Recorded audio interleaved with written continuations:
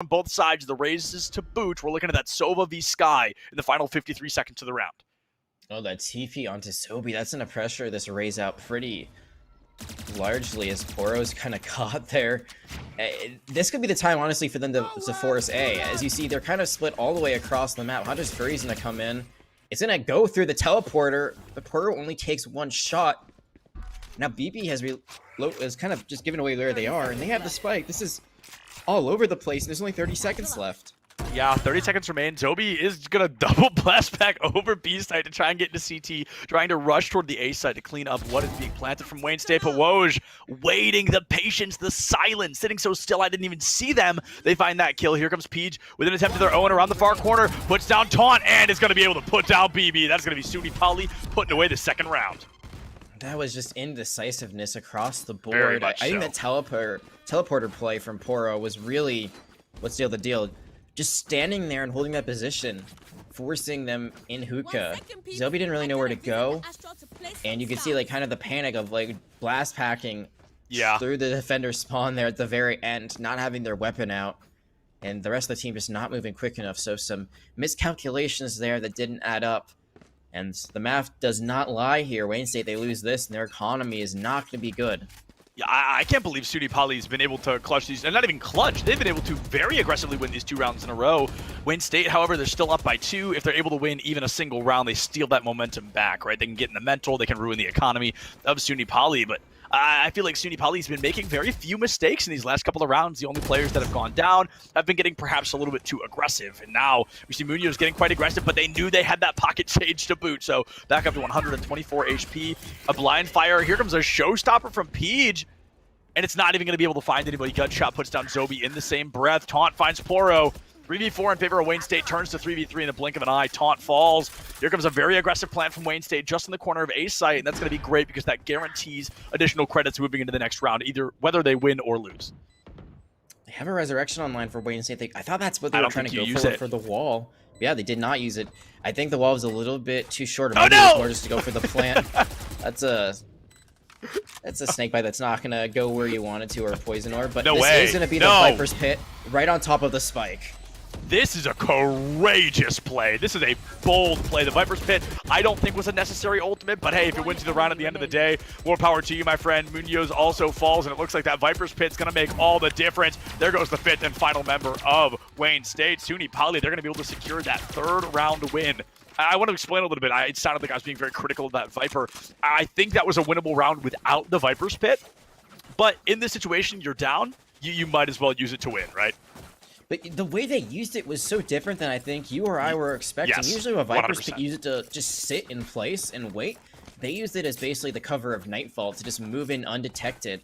And also they had, that Viper has an advanced sight just like Reyna does in her Empress. So there she was able to see exactly where that Sova was, and they just kept moving into showers. They took that elimination as well, and then even if Sin had won that fight, that spike was getting diffused. So very great play, and his economy is completely flipped, and it looks like we're very close and probably approaching a 4-4 tie.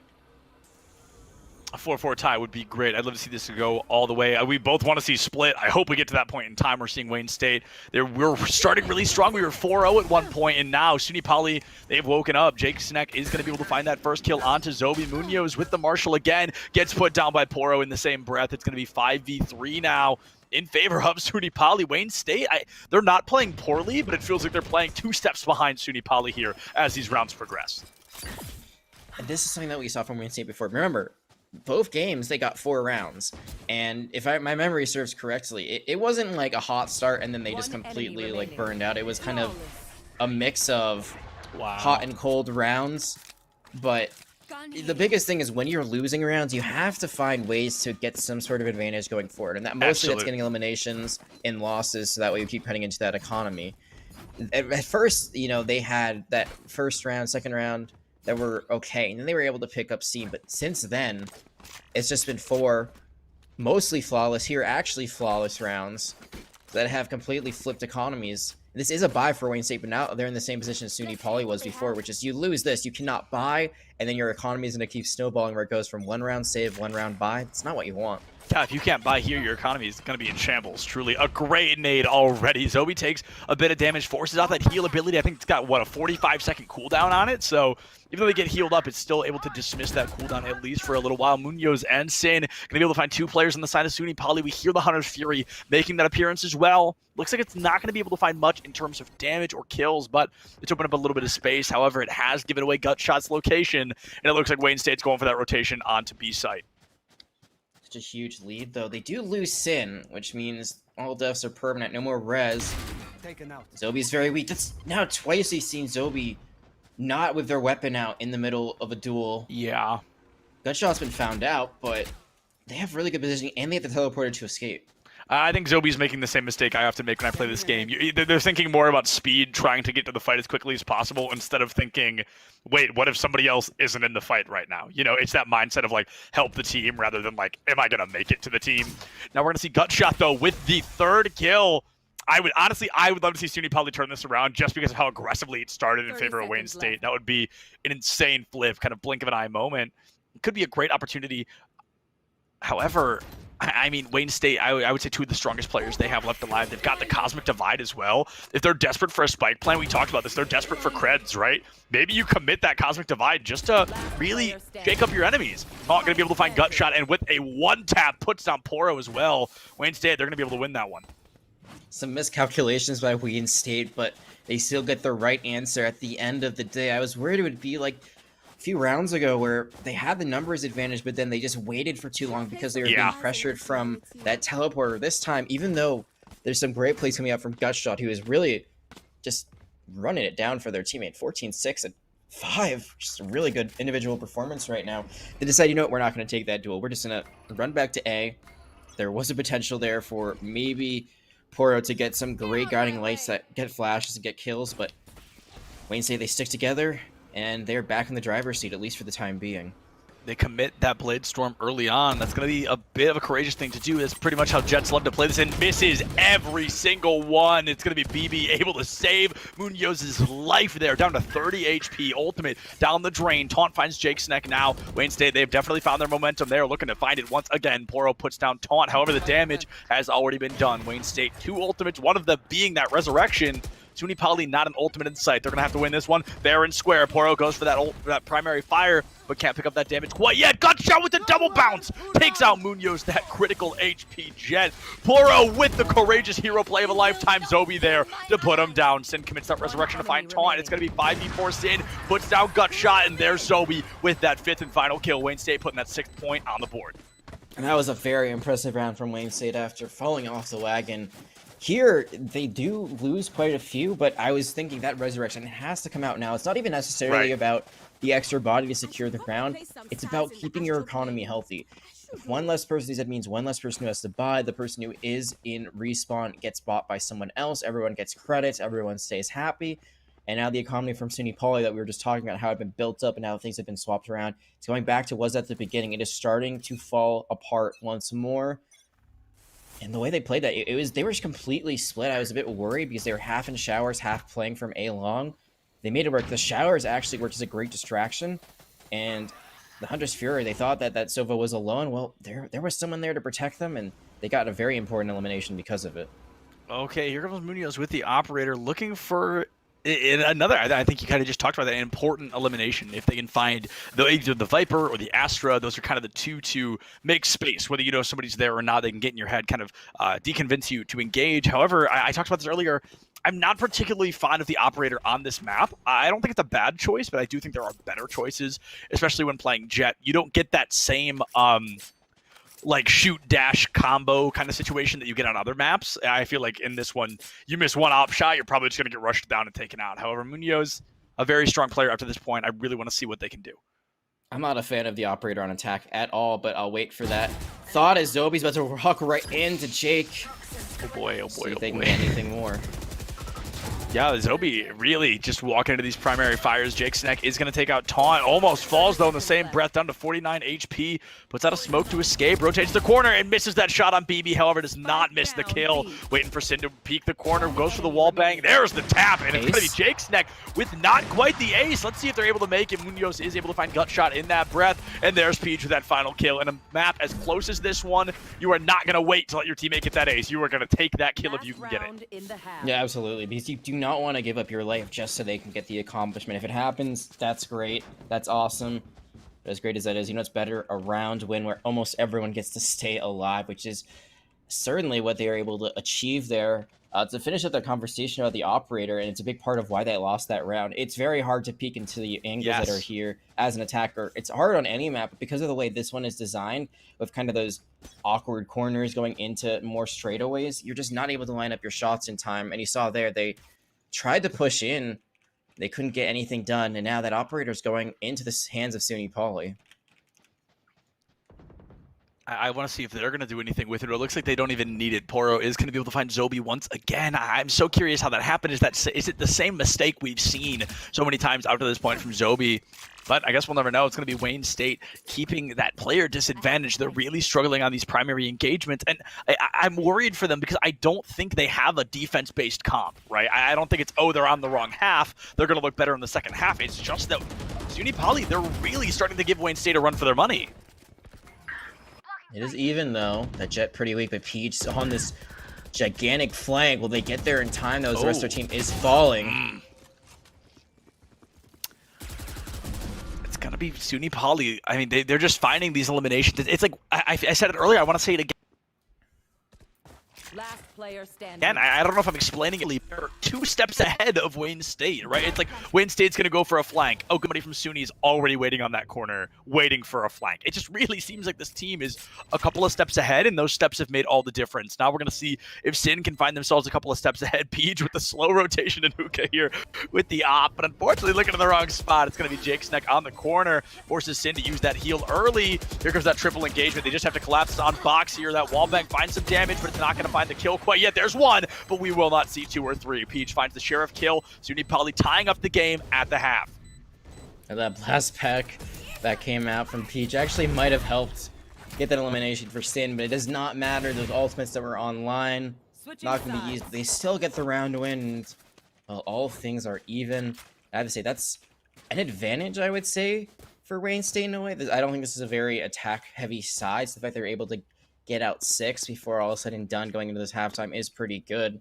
SUNY Poly, the second half of that first round, really were able to dominate it for the most part. I mean, you look at the difference of the tie at the half mark for that, it's 4-2. It ends up being 6-6 before the actual halftime comes through.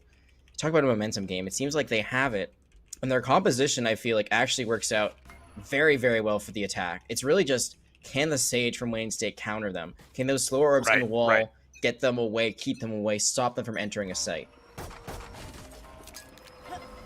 Speaking of stopping them from entering a site, Zobi now going to be doing that classic raise nade right at the start. That usually doesn't do much, but it does, you know, if it gets a hit marker, if it scares somebody off, that's some great information. A great shock dart as well when nobody's in the right spot. Taunt takes out gut shot early, who must have had the spike as well. Poro the next to go down from Munoz there in showers. 5v3, Wayne State, if they win the pistol round, they are statistically expected to win that second round as well. So maybe they can make this an 8-6. It's looking like that's where we're going. That second round almost guaranteed. Bonus round is where it gets shaky, but if Jay can do something here, could turn the tie. Gets a headshot onto Munoz, but able to stay alive. And now Zobi has come as the cavalry. Peach just take out Sin. I mean, this is just all over the place. It's unbelievably chaotic, and that's probably going to be the reason SUNY Poly can find an advantage like this. Is nobody's able to, excuse me, Wayne State is able to find an advantage like this. They're playing in like clumps almost. It's like 2v3 or 2v2, or it's very interesting to see what they're doing. Peach now going to be playing the corner, puts down Munoz 1 HP, and somebody already knows he's in there. Zobi does find that kill with the Sheriff right click. Jake Sneck 24 HP in a dream, but the knife is certainly not going to win you a gunfight, my friend. Wayne State going up 7-6. And it is super chaotic, but I think the biggest thing in all of that is that SUNY Poly, they do get the spike plant, so they lose the round, but they will get a few bonus credits for that. They could actually force here. Is it worth the risk? Absolutely not, because you were only 1 round behind at this point. If, you know, if it was a 9-3 game, 10-3, then you consider going for it to stop, you know, any sort of momentum that's being built up by Wayne State to try to catch them off guard. But here you can play it safe. You can play for your bonus, which, well, it didn't work out last time, but this time it could. And that prophecy of the round lead that you thought would come through, it's looking pretty realistic here.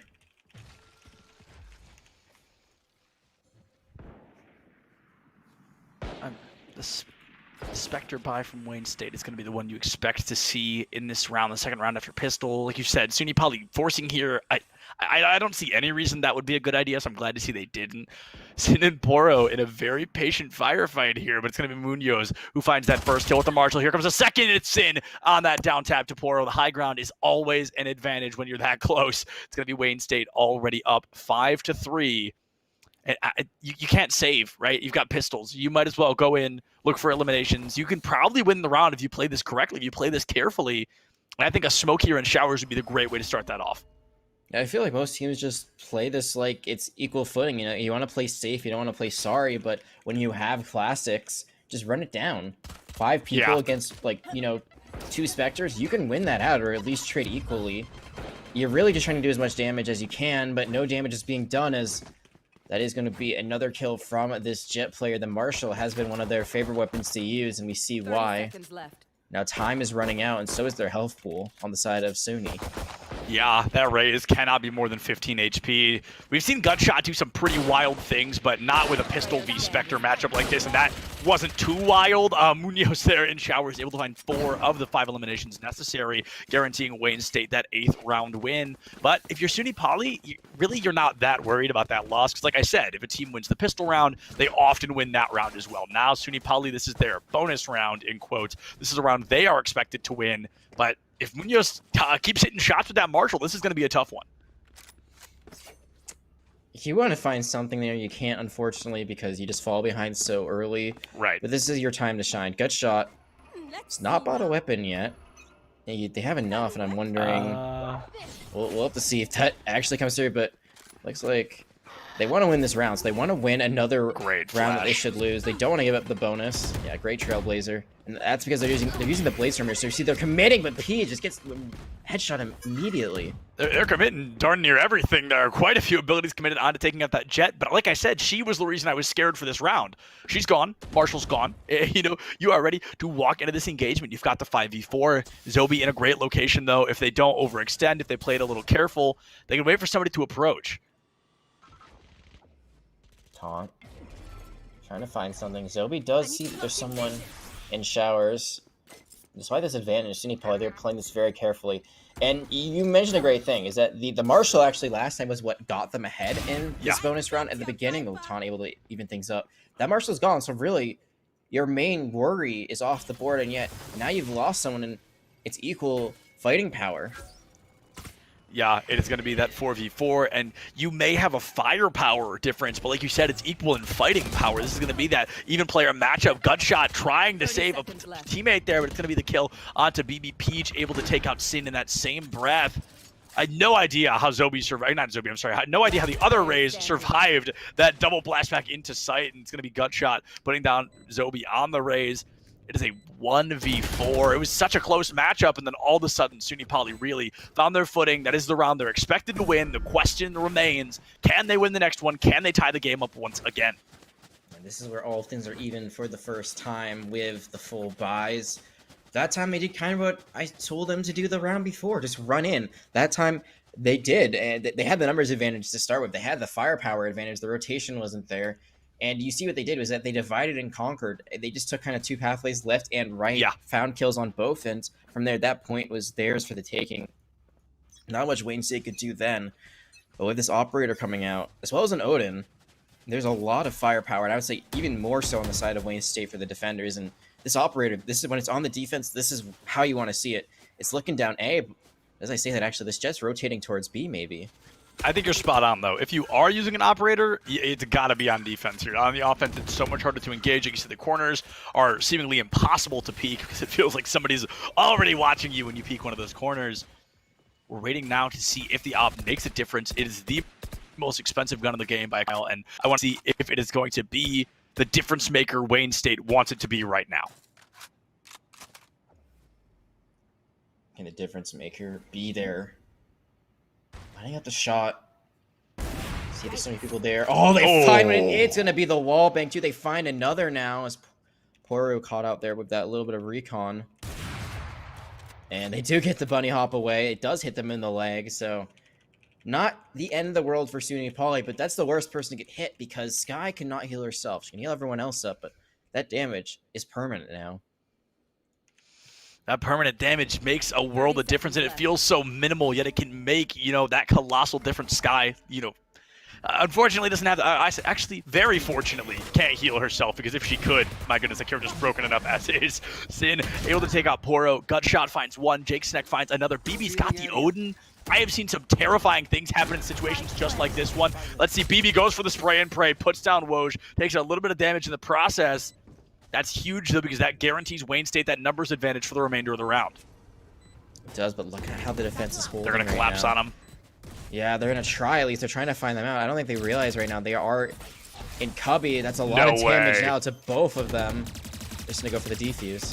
No, the shock dart. Oh, it hits Zobi. That's kind of huge, but not big enough. Cannot find the defuse kill. BB puts down Gutshot, and Wayne State, they go up 9-7. I think that round was very pivotal for SUNY Poly to win, and losing it there is really going to hurt as we get into the latter rounds of Bind. And I don't blame them for trying to take that farther away angle, but once you throw the shot darts out there from where you are, it's just a giveaway of where you are trying to hide. So immediately, that damage, it does come through. It gets Zobi down to 1 when all is said and done, but they get to live, and they get the round win too. So you have to be really careful about how you play certain situations like that, trying to stop the retake there. They couldn't. Economy, though, is good enough still for SUNY Poly to buy here, so they can still avoid double digits for at least a little bit while longer. They're going to have to get through this wall coming out first. And that wall kind of gives that mild awareness, right? It kind of gives away somebody's around the site. They're getting rid of the wall. They want to engage through that opportunity. Sin gonna play it slow in the corner, and Peach not looking the right way. Poro, though, is gonna be able to find that kill, tie things up. One support takes out another. Here comes some Seekers, ready to make an appearance of their own. Munoz puts one down. Zobi with the nade kill onto Poro. As a race player, I always love to see those. BB, that spray and pray makes a world of difference. Once again, Taunt finds Jake Sneck, and a round that felt so winnable for SUNY Poly immediately just ripped away from them. Oh, the neat! Team Ace. Yeah, you Love and I those. talk about this a lot. And Ace is, I would say, the more exciting play because, you're watching one person take the team and put them on their back, but the Team Ace is just something you see so rarely. Everyone gets a kill in the round, and that's just like, that's just it's just teamwork. How else can you describe it there? It's really just everyone making the dream work. It is just so much fun for no reason, too. I get a kick out of it every time I see it, and I'm glad we saw at least one of them. I hope we see an ace, though. Like you said, that is the more entertaining as a spectator, but when you're watching, it's like a team ace. You're like, oh, neat. You don't see those super often, so it was very cool to see one of those. And Munoz maybe setting up the team for another one here, possibly an ace of their own. Woj, I feel like you just got to stop going showers. I don't think Munoz has lost that fight more than one time. Looks like they might get another one. Actually, not able to connect. Took the no shots damage. There. Yeah, that was basically just like, hey, you stay away. All right, you stay away too. And they both just backed up in solidarity. But there are ultimates, and I was actually thinking Poro with this Bucky could do a lot of work. I feel like if there's anyone who could do an ace on the side of SUNY Poly, it might be this guy. But this angle they're holding, they're ways away from the fight. That wall might force a B rotation, and that's exactly what's happening. I think Poro realized, hey, there's really no one here, but just kidding. BB is here, and that Odin is still doing just a lot of damage to the property. BB, I just really hope SUNY Poly is learning the lesson that this is BB's third round in a row doing that. So hopefully they aren't just walking to the same lineup every single time, but it looks like they are changing things up. They're going to give us that rotation around to A. However, they're walking right into a sage wall and Munoz's crosshair. So Munoz takes out Jake Sneck, makes this a 5v3, and lives to tell the tale. Might be able to find another one. The spray and pray from Peach just won't cut it. Doby takes down Gutshot, and the round comes to an end. Not a team ace, but a flawless. This was 8-7, and now Wayne State are only 2 short of walking away 13-7. did force out what I believe was a showstopper at the very end. I'll have to double check. No, actually, no, that was not. I don't know what I was seeing then, but there was no showstopper as they are about to get that ultimate. So to say that's pretty good if you get the showstopper out when there's only one person left alive. But no, you didn't really get anything out of it. I think you got one elimination from that round when all was said and done. And beyond that, it was almost an ace for this Jet on the side of Wayne State. Couldn't get it, but what they do have is 11 rounds, only 2 more needed. Most importantly, that Resurrection, the most important ult in the game, in my opinion, is there. Absolutely. We're going to have to be keeping an eye out for that old taunt. What? Munoz there. That was certainly something. That's all I can really say about that. Woj is going to be able to find that counter kill taunt. Takes out Poro and Joey with another nade kill. Oh, SUNY Poly, I hate to say it, they have really fallen apart in the latter half of Bind. And one thing we haven't even mentioned is that this was a rematch from the 3rd place matchup in last season's playoffs. And it was actually SUNY Poly taking that game. And it looks like Wayne State, they got to deal with this Viper still, but they win this. They were only 1 round away from starting their revenge tour. There it is. Taunt gets 3. And Wayne State now on round and map points. Match point. I just can't get over. I've mentioned it, I think 3 times in a row. I can't get over how quickly this turned against SUNY Poly. This was a team, it started a little bit rough, but I was so impressed with their ability to bring it back. And then Wayne State, we swapped sides. I even made the comment. I was like, I don't think Wayne State's a defensive-sided team. I was very clearly wrong. They have come out so unbelievably strong here. They have won almost every round since the half swap, and this is going to be the last one. They've got 3 ultimates to make the magic happen. I agree with you. I said myself, I think this composition that SUNY Poly has is very good for attack, but you got to combo the Viper as well as the Sky, and, well, the Viper's gone, so there isn't really much you can do there. That was a Viper's Pit, too, that no longer exists for you. So I am by no means blaming Jake Sneck as a player. I just don't think the Viper pick was a good choice. I just think it was unusual, it was unconventional, and it seems like SUNY Poly might not have this comp as polished as they want to at this point in the game. Polished or not, Zobi again caught without their weapon. That seems to be the story. But that's going to be Taunt taking it right back. Taunt, though, might be running into another person. That could have been great for Poro if they had caught them in the astral form, but instead they still get the kill. Anyway, the Resurrection is still there. Sin is slowly, though, making a very aggressive play through B Market. And this reminds me of, I want to say, the pistol round from the side swap. Yeah, this is just all over the place. This is super chaotic. Chaotic's just been the name of the game so far. Truly, it has just been such an unbelievably sporadic matchup between these teams. And, okay, there's a sporadic firefight. Sin goes down, Munoz falls too. I love what's going on here, but I don't think BB is going to be able to 1v3 this. And if he does, I don't know. All right, now we're good. The wallbang kill from Poro does come through. SUNY Poly, they live to tell the tale. They have to win the next 4 rounds in a row without dropping 1. They've only been able to win 2 rounds in the previous 8. It's winnable, though. They have 3 ultimates. They didn't use any there. And they are chipping away at their economy. This is a bye. But after this, for Wayne State, they actually cannot afford to go for a full bye next round. So you win 1 here, you basically get 2 rounds unless a thrifty round comes out for Wayne State. And like you said, you still have those ultimates. So if you rotate and use 1 at a time, find that advantage. Stop Wayne State from using theirs, especially stop them from using the res. There's a very easy way to get back into this. Well, easy in theory, maybe not in actuality. Yeah, easy on paper, but there are a couple of things that have to happen that are a little bit harder to make it work out. We're gonna see a firefight making an appearance here. Peach trying to pick up some action.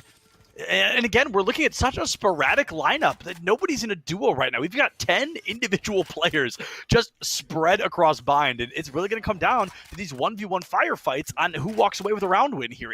SUNY Poly, all 5 of these players have the weight of the game on their shoulders, because if when one of them goes down first, that may be the nail in the coffin for SUNY Poly on Bind. That's the Cosmic Divide gone, so if you wanted to get some separation on the point, cut off sight lines, now you can't. So one of your biggest post-plane ultimates down the drain, and this Ultimator, it's still up, and it's still running, and it's gotten 2. Oh, that is going to have 2 turn to 3. Munoz, this operator, making me eat my words. I was like, I don't really like the op on Bind, and Munoz is over here showing me why. Maybe it'll work on the occasion. A great nade, though, is going to force Jake right into Zobi's line of fire. 4v1. We've seen some great plays from Gutshot on this Sova, but a 1v4 with an operator on the enemy team is going to be a tough fight to win. Zobi with the game-winning shot on Bind secures that first map win for Wayne State.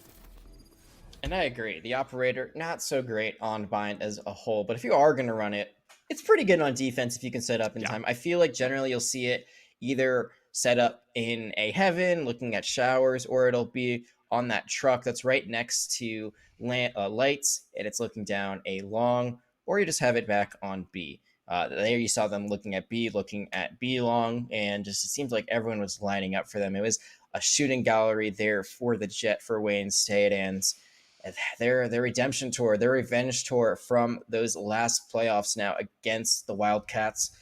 They're finding a little bit of momentum, up 1-0, and that second half, very one-sided.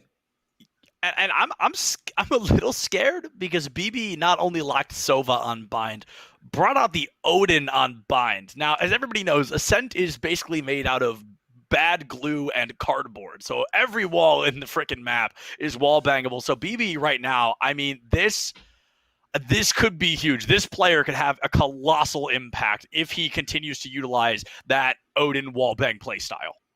Well, it turns out Italy, it's known for its fine food, but maybe not its craftsmanship, as those walls can be shredded by an Odin. But before we get to that map, we're going to be taking a short break, but don't go anywhere, folks. We're going to see if the Wildcats can bounce back or if Wayne State can put this revenge story to an end. See you at the end of this break. Comfort goes wireless. That is comfortable. Y'all think too small, I got big dreams. You just starting, I'm way ahead at the end scenes. Started reading and dodging all of the quick schemes. Money like your Spotify, boy, I got 10 streams. And I'm still looking for more. My people, they got a soar, I'm putting that on the Lord. Ain't accepting, ignore, just kicking down all the doors. Guarantee you, boy, if I ask for it, it's gotta be real big. I gotta make it just for my kids and for their kids, just kids. That's wealth years and years. Promise my brother soon as he out and finish this bid, we finna do it bigger than anybody ever did. The odds is real big, jobs that's real big. Satan trying a little, my God is real big. Stayed up on the ground and the cars is real big. I gotta do it big, the only way that I can live. And I promise I'm trying to. Before you count me out, homie, let me remind you. They was blocking the shine, now I think it's my time to. Counting them dollar signs like lights, they'll blind you. Let me rewind to. Back when I was broke and I couldn't acquire 2 cents, and now I got 2 rents. They was sleeping on me, homie, must have got too big. Call my phone, I be like, who this? Damn right, hell yeah, I'm brand new. Smell like can too. I'm fresh forever like canned food. Try and tell me what I can't do. I wanna see the world, my vision on Shamu. That mean I got goals that's real big, foes that's real big. Y'all offer too little, sorry, my soul is real big. Coming into the ring with blows that's real big. I gotta do it big, that's the only way I can live.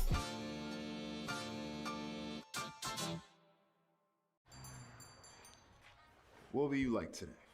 Another Cloud 2 Classic? I'll stick with the usual. Maybe take a little bit off the sides.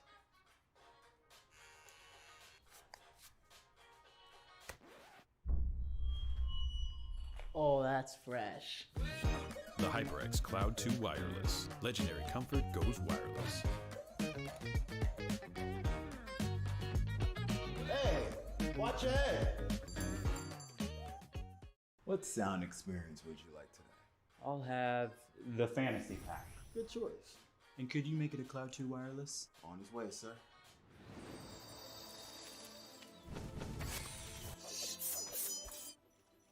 Sounds amazing! The HyperX Cloud 2 Wireless. Legendary comfort goes wireless. Ain't accepting, ignore, just kicking down all the doors. Guarantee you, boy, if I ask for it, it's gotta be real big. I gotta make it just for my kids and for their kids, just kids. That's wealth years and years. Promise my brother soon as he out and finish this bid, we finna do it bigger than anybody ever did. The odds is real big, jobs that's real big. Satan trying a little, my God is real big. Stayed up on the ground and the cars is real big. I gotta do it big, the only way that I can live.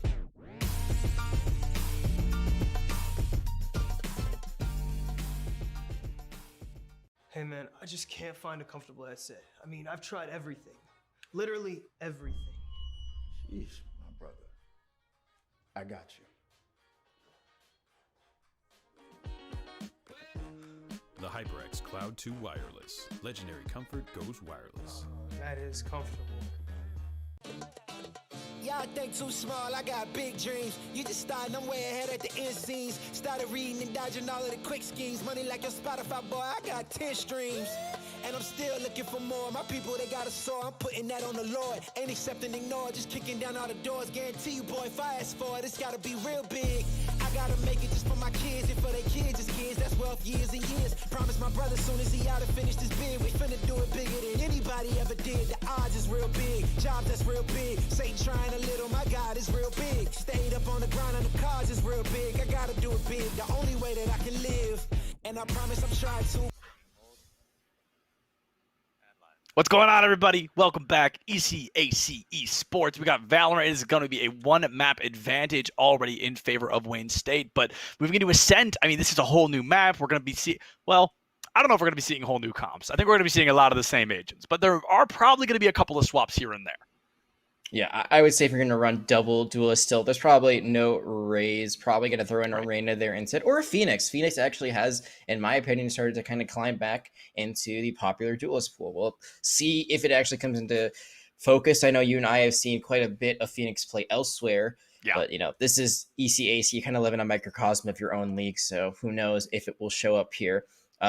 I just want to say that, you know, our producer asked if we're ready for this, and I am absolutely ready for this because it's a Ascent map too. And I think you will be in the same idea of me, the same mindset when you realize seeing it as the second map is such a better viewing experience overall.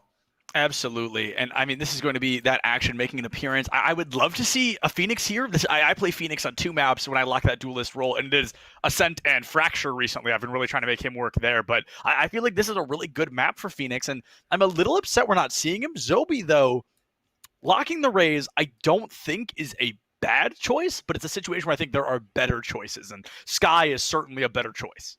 Yeah, absolutely. But you know what the best choice of all is? Well, it's Lenovo Legion, because it knows you play to win, to stand out from the competition. You need equipment that matches the speed of your thoughts and actions. The Legion Y25 monitor delivers wins in the toughest, most critical situations with extreme 1 ms response time to its insane 240 Hz refresh rate. The Legion Y25 doesn't keep up, but it does a lot more. You know what's even crazier than that, Jag? The Lenovo Legion Y25 is built for those engaged in vast multiplayer battles at the tournament level. The Legion Y25 offers a 24.5-inch FHD IPS panel with built-in NVIDIA G-Sync compatibility. The Legion Y25 monitor is available at Lenovo.com and other fine retailers. Look at that! Perfect for jumping into the game. We have got a Killjoy on both sides. We've got that Jet and Sky it's a mirror matchup as well. This is a mirror matchup. I guess I could have just said that, but either way, we're jumping into this. We have got SUNY Poly, I believe, on the defense, and I'm glad we've swapped off that Viper.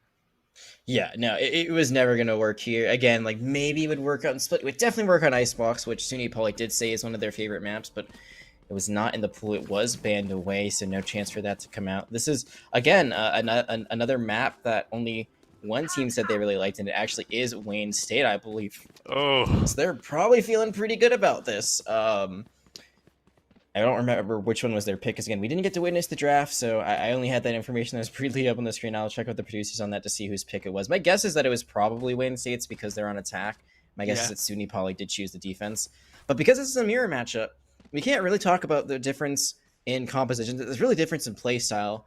I'll have to see how that plays out here. And off topic, but I love these ads for Arcane. Like it was on Bind as well. You saw it on that billboard, and this is Wayne State's pick, by the way. Yeah, you were spot on. So SUNY Poly, they did share the defense, and I want to talk about as well. Okay, well, let's end this first. Peach with the frenzy, able to pick up Munoz here, and it looks like Peach is gonna look for another one. Tucks the corner for the flash, and is insanely lucky that Sky chose not to engage. Able to pick up a kill onto BB, and Taunt will be the one to put Peach down, though, but the damage has been done. That 3-3 matchup is going to make an appearance once again. Sky and KJ both alive. Astra v Sova. Taunt going to be pushing down mid here toward Market.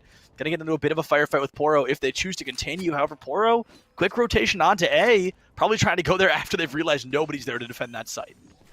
Well, there could be a kill in that rotation. We'll have to see how that ends up on mid. They're about to be meeting each other, and it's going to be Gutshot winning that.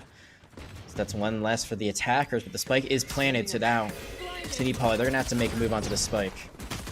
Yeah, making a move on the spike is going to be crucial. Poro drops down, puts down 2 with the help of Jake Sneck, and the spike defuse is going to be able to make an appearance. Okay, let me jump back to that point I was going to make. I want to talk about the fact that we can't compare, you know, obviously comps because of the mirror matchup, but we can definitely compare from the fact of what is considered the traditional, in quotes, of course, meta. We're not seeing that double duelist that feels so super common on almost every map in the game. So how do you think that's going to impact kind of the flow and the play style moving forward? I feel like the Sky basically takes the place of the duelist in this composition, especially like a Reyna or a Phoenix who have those crowd control abilities, whether it's the Leer or the curveball, the blind, or the flash. And in this case, you have a flash, but you also have the Trailblazer, which does stun you up and kind of makes you jiggle around a little bit so your shots aren't as accurate. Not only that, but she heals. So there's just a lot that Sky can do even with her kit being nerfed a bit. And I feel like even though you don't have as much aggressiveness, you can still initiate pretty quickly. And I think that's what you saw, is that the defenders, they just went up really aggressively on Catwalk. And sometimes, I mean, as stupid as it sounds, sometimes being aggressive is all it takes. You know, your team, the opposing team may not expect you to hold W in that sense, and it can really get you some great action. However, Poro caught out in that wolf form taunt, able to right-click the dome and send that Sky to the Shadow Realm. It's going to be Sin picking up a kill onto Peach as well. Wayne State, they lose round 1, but if they statistically win that second round, they can reset the economy in total.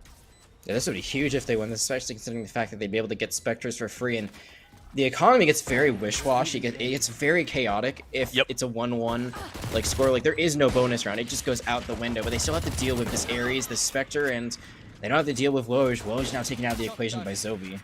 Yeah, Woj. Zobi, with the second Marshal of the round, I think we saw one of the hands of the Jet on the side of SUNY Poly earlier. Taunt, able to find Jake, and Taunt puts down Gut Shot as well. The thrifty round win. Probably going to grab that Airy. No. Okay, sticking with the Spectre. I didn't see they had one there. So, Wayne State, they are going to tie up the series 1-1. They've got the fire rate advantage, and we're in a situation where SUNY Poly can buy, but just like last time, I don't think it's worth it. Yeah, this is what I meant about it being very wonky, because this would be the bonus round for Wayne State after losing the first one, but instead they're just going to stick with what they picked off the ground, despite the fact that they could buy here if they wanted to. They won't. SUNY Poly, they could equal this. They could try to go for Spectres of their own. They don't want to do that, and it seems like this next round we're going to have the Vandals and Phantoms finally coming out. If Wayne State decides they want to buy into it, they could decide not to spend next round and just continue to build up the economy if they win this decisively. So it gets very, very hectic, and I'm already pretty bad at math, so counting numbers is not what I want to do here. At least we've gotten to a point where we can admit that, right? I mean, we're both pretty bad at math, but I can definitely tell that 5 minus 2 is, of course, 3, which is the remainder of what SUNY Poly has on the board here in round 3. Wayne State, they come in hot, they hold W, they find a couple of crucial kills. They almost find that Sova as well, but not quite. Sin there with the jump scare of a lifetime onto Poro, but old poor Poro will be taken out by Munoz here. Sin with a bit more of an engagement. Gut shot falls to BB. Here comes Jake Sneck trying to save the day. He picks up one, but will not pick up another. BB will find that kill, and Wayne State goes up 2-1 on the set. They do. They now have a decision here. Do they decide to buy into this? I mean, one person will have to buy again no matter what. It looks like they will. Okay, so this is where the show really starts here. Essentially, it's like Wayne State won the first round with the scoreline and how it ended up. Yeah. This is now the equalizer potentially for SUNY Poly, where they could get back to 2-2. But Gutshot is not getting full armor. On the other side, the Jet is not getting a assault rifle. They have enough. They're sticking to the Spectre here, which is really interesting. They're saving for Ob. It makes me think that's that, and they also are probably going to play this much more close quarters. They want to run I would think so, yeah. If you're going to allow a teammate, or if you're going to engage with a Spectre, okay, well that didn't work out super well. But now we've got that 2-2 trade. BB picks up Jake Sneck, and I really like the aggression of Wayne State. They literally just held W through choke, and they were able to go in. They found a couple of kills. They lost a few, but they came out with numbers on top, and they get those additional credits for the spike plant, whether they win or lose this round. They use the Cosmic Divide too to create separation, but Woj is getting so much value here, falling very low to Sin. This is super winnable now for SUNY Poly.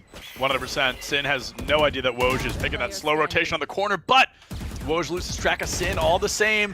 There it is. Poro puts them down, and like you said, SUNY Poly looking for that equalizer. By golly, have they found it. 2-2.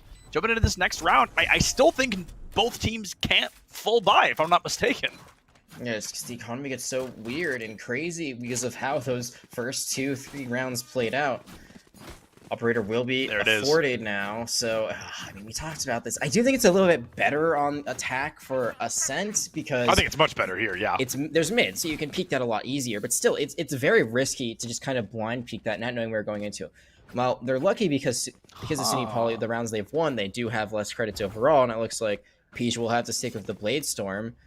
Sounds like the Munoz might agree with you, though, Jack. They've swapped to a Phantom. Yeah, and I think that's the right play going into this because it means that maybe your team can buy this fully, and you'll be able to afford yourself something, or if you live, you can buy for someone else, as opposed to being down pretty badly. Yeah. That's the danger of committing an op this early on, is if you lose it, if your team loses the round, your economy's doomed for 2 or 3 more rounds. Now, Boro takes out Zobi, but Taunt finds the counter kill. Munoz picks down Peach, and now it is a 4v3 in favor of Wayne State. Once again, we saw SUNY Poly turn one of these around already. Can they do it again? It looks like they are certainly going to try the lockdown, making an early appearance, and here is that Hunter's Fury to dismiss it from existence. The destruction will come through as a third one to boot, but won't be able to find any damage off the back. Woj getting a little too confident. Sin finds that kill. 20 HP will be removed. Jake Sneck with that headshot kill makes it a 3v2. A great gravity well pull, and Jake Sneck has nowhere to run. Munoz puts that third kill down. Wayne State goes up 3-2. Yeah, and I think a big part of that was they did not get the operator, and I think that was a very smart decision in the long run. If you're playing mid like that, then I think it makes a lot of sense, and you're peeking out right to the right here, or you're playing a little bit more towards B, kind of peeking out on the catwalk. It works out really well there, but the way they played that, the way they took over that A site, it just didn't make sense. A very smart readjustment there. Maybe it was just a bait for us to be questioning it. Maybe it was the plan all along. They get that round win, and now they get the economy from SUNY Poly all the way down. They should be able to take a 2-round lead here on the side of Wayne State. Yeah, hopefully they're able to, because if SUNY Poly wins this in some thrifty miracle, it's going to reset the economy for the 3rd time. So I would very much like to see a Peach with an incredibly questionable play there, just storming in with a classic. Not going to be able to win that one, and yeah, holy cow, this wasn't even a round. Wayne State just massacred SUNY Poly. Yeah, it's a bloodbath, and now there is a lone Skywave Sheriff, and nope, that's just threw out the Guiding Light, and I'm going to run into Sin, and Sin's going to get the kill, and that is a flawless round. So as you see, everyone's jumping for joy. You can't do it much better than that. I actually do like the idea from Peach there. It was questionable in the grand scheme of things, but you got to make something happen there, and that's something that we kind of talked about before, is that they didn't really seem to have that edge when they were saving, as they just kind of sat back and let things happen. That time they tried to take it into their hands. The only thing is, again, you cannot do it solo. Like, that was a great flank. Exactly. If there was 2 in market, they could have actually gotten like a kill or 2 there, and that would have made that round much more winnable. And if you're trying to be that impact player, buy a shorty. Stand on choke. Like, go for that 2-for-1 trade. I just think walking into an open site with a classic out is not the way to make that impact. Like you said, I like the idea behind it, but the execution, they're very poor. And now BB giving us that classic Sova's Playground dart. Some great reconnaissance. Not going to be able to find any kills, though. Jake Sneck takes out Zobi. I love those plays. I love the Odin wall bangs on Ascent. They're so common, and they kill me every time. I love to see them. It's going to be Wayne State now in the deficit for the first time in a long time. Jake Sneck tuck and tail the run. They know somebody's on the corner, and Munoz with that slow rotate. Hopefully Jake Sneck comes back faster, but Munoz walks up close and personal, finds 2 out, 34 HP remains. Going to go in for that 3rd kill, trying to win the round for Wayne State once again. And now they're just going to rotate back. It looks like they're probably going to get that overgrowth, but no, they die. This guy was there. I'm not sure if it was online, but now they're kind of caught off guard here. It's a 3v3, but this lane is completely split. The map's completely split. You see there's a rotation from Taunt in Defender spawn. That means A is completely open, which is huge for them. Now the Sky, so they've actually completely flipped this map, but Taunt has to stay alive here. Yeah, and Taunt is going to be able to find one. No way, will not put down another. A 2-2 tie-up. I think my favorite thing about saying this guy is if you listen to something we're saying this guy. Like, hey, this guy. It kills me every time. I think it's hysterical. But Wayne State, sorry, that had nothing to do with what we're talking about. I don't know why I felt the need to share. But SUNY Poly, they've got 2 ultimates to boot. I hope they don't use them here. I think that would be a little bit of an overextension. But I know they're in a situation they want to put this round win down.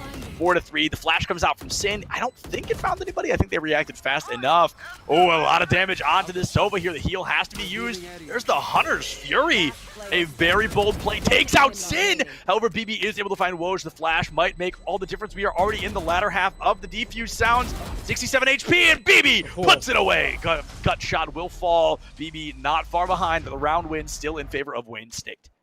That is a huge heroic play there. BB able to get it done. And I thought, you know, if that spike doesn't get to half, there's no way that goes off. But they were able to hold on to it. So they already had half of it defused. That means that was very, very defusable there for gut shot. Just the timing that, like, at first they didn't peek. I think BB wanted to just avoid and realize, hey, time's running out. I have to go for this now. Yeah. So close from it getting defused, but is able to make the save. Their economy is good enough where they can buy even though they lose everyone. And this lead is starting to get sizable. They could get at least a guaranteed tie scenario here, if not more, going into halftime. Yeah, Wayne State, they're trying to make this a quick one. They have really come out hot. Like we said, this is the team we expected to be so excited to play Ascent. They mentioned that to us. They mentioned that to us before the broadcast. And it really is showing. SUNY Poly, maybe they weren't stoked to play Ascent, but the reaction, oh no, Jake Sneck wasn't even in a hiding spot, just stuck in that back corner. Peach does find taunt, so an immediate trade comes through, but you really don't want to lose a KJ like that. All her util on site is now gone. All the same, Spike is planted. SUNY Poly, they're just in such an uncomfortable spot. So is, I would say, Wayne State, though. You cannot play it all this in the back of Boathouse. They're losing numbers, and this is going to be a huge thrifty round. I want this, Sheriff. I just decided that. I do want this. BB, though, showing me why the Classic is better. Peach is going to pick up that kill, and SUNY Poly, they're going to win it. But this is such a weird game of Valorant. I feel like nobody's running the traditional play style. Nobody's running the traditional setups or lineups or anything I expected going into this. But Wayne State, whether they play conventionally or not, they are looking good. It was that first pick that they got, SUNY Poly got on Wayne State, that Astra taunt falling. That was really just the golden opportunity. They were able to pick up only one Vandal, but the way that the site is played, the way that A can be, it's just so volatile because everyone just expects you to be at the back of Boathouse. It's very hard to hold on the actual site because it's so, I would say, small compared to most sites, and also you don't have the high ground. Everyone is staring down at you. They tried playing corners, but again, that one Vandal that was picked up, that made a world of a difference. It let them run in. And at Wayne State, they could have had something great. They could have had a huge lead, but that might just fall apart here. SUNY Poly might be able to make a comeback. Yeah, that lead really may crumble. As I mentioned a few times on Bind, this game is unbelievably momentum-based. I think there are very few esports that are more momentum-based than Valorant. And Peach doing that full buy operator kind of thing, I think they had 350, 250 credits left. So if SUNY Poly loses this one, I mean, their bank account's going to pay for it. Yeah, and you know, you're trying to invest in stonks, but you might have a drop in value if you continue to drop rounds like that. Peach does have this operator now, the first one that I believe we have seen here on Ascendant. This is usually the setup you'd see them here, the enemy attack operator on the right, but it looks like this might be a blind peek, and it's going to be a peek into death.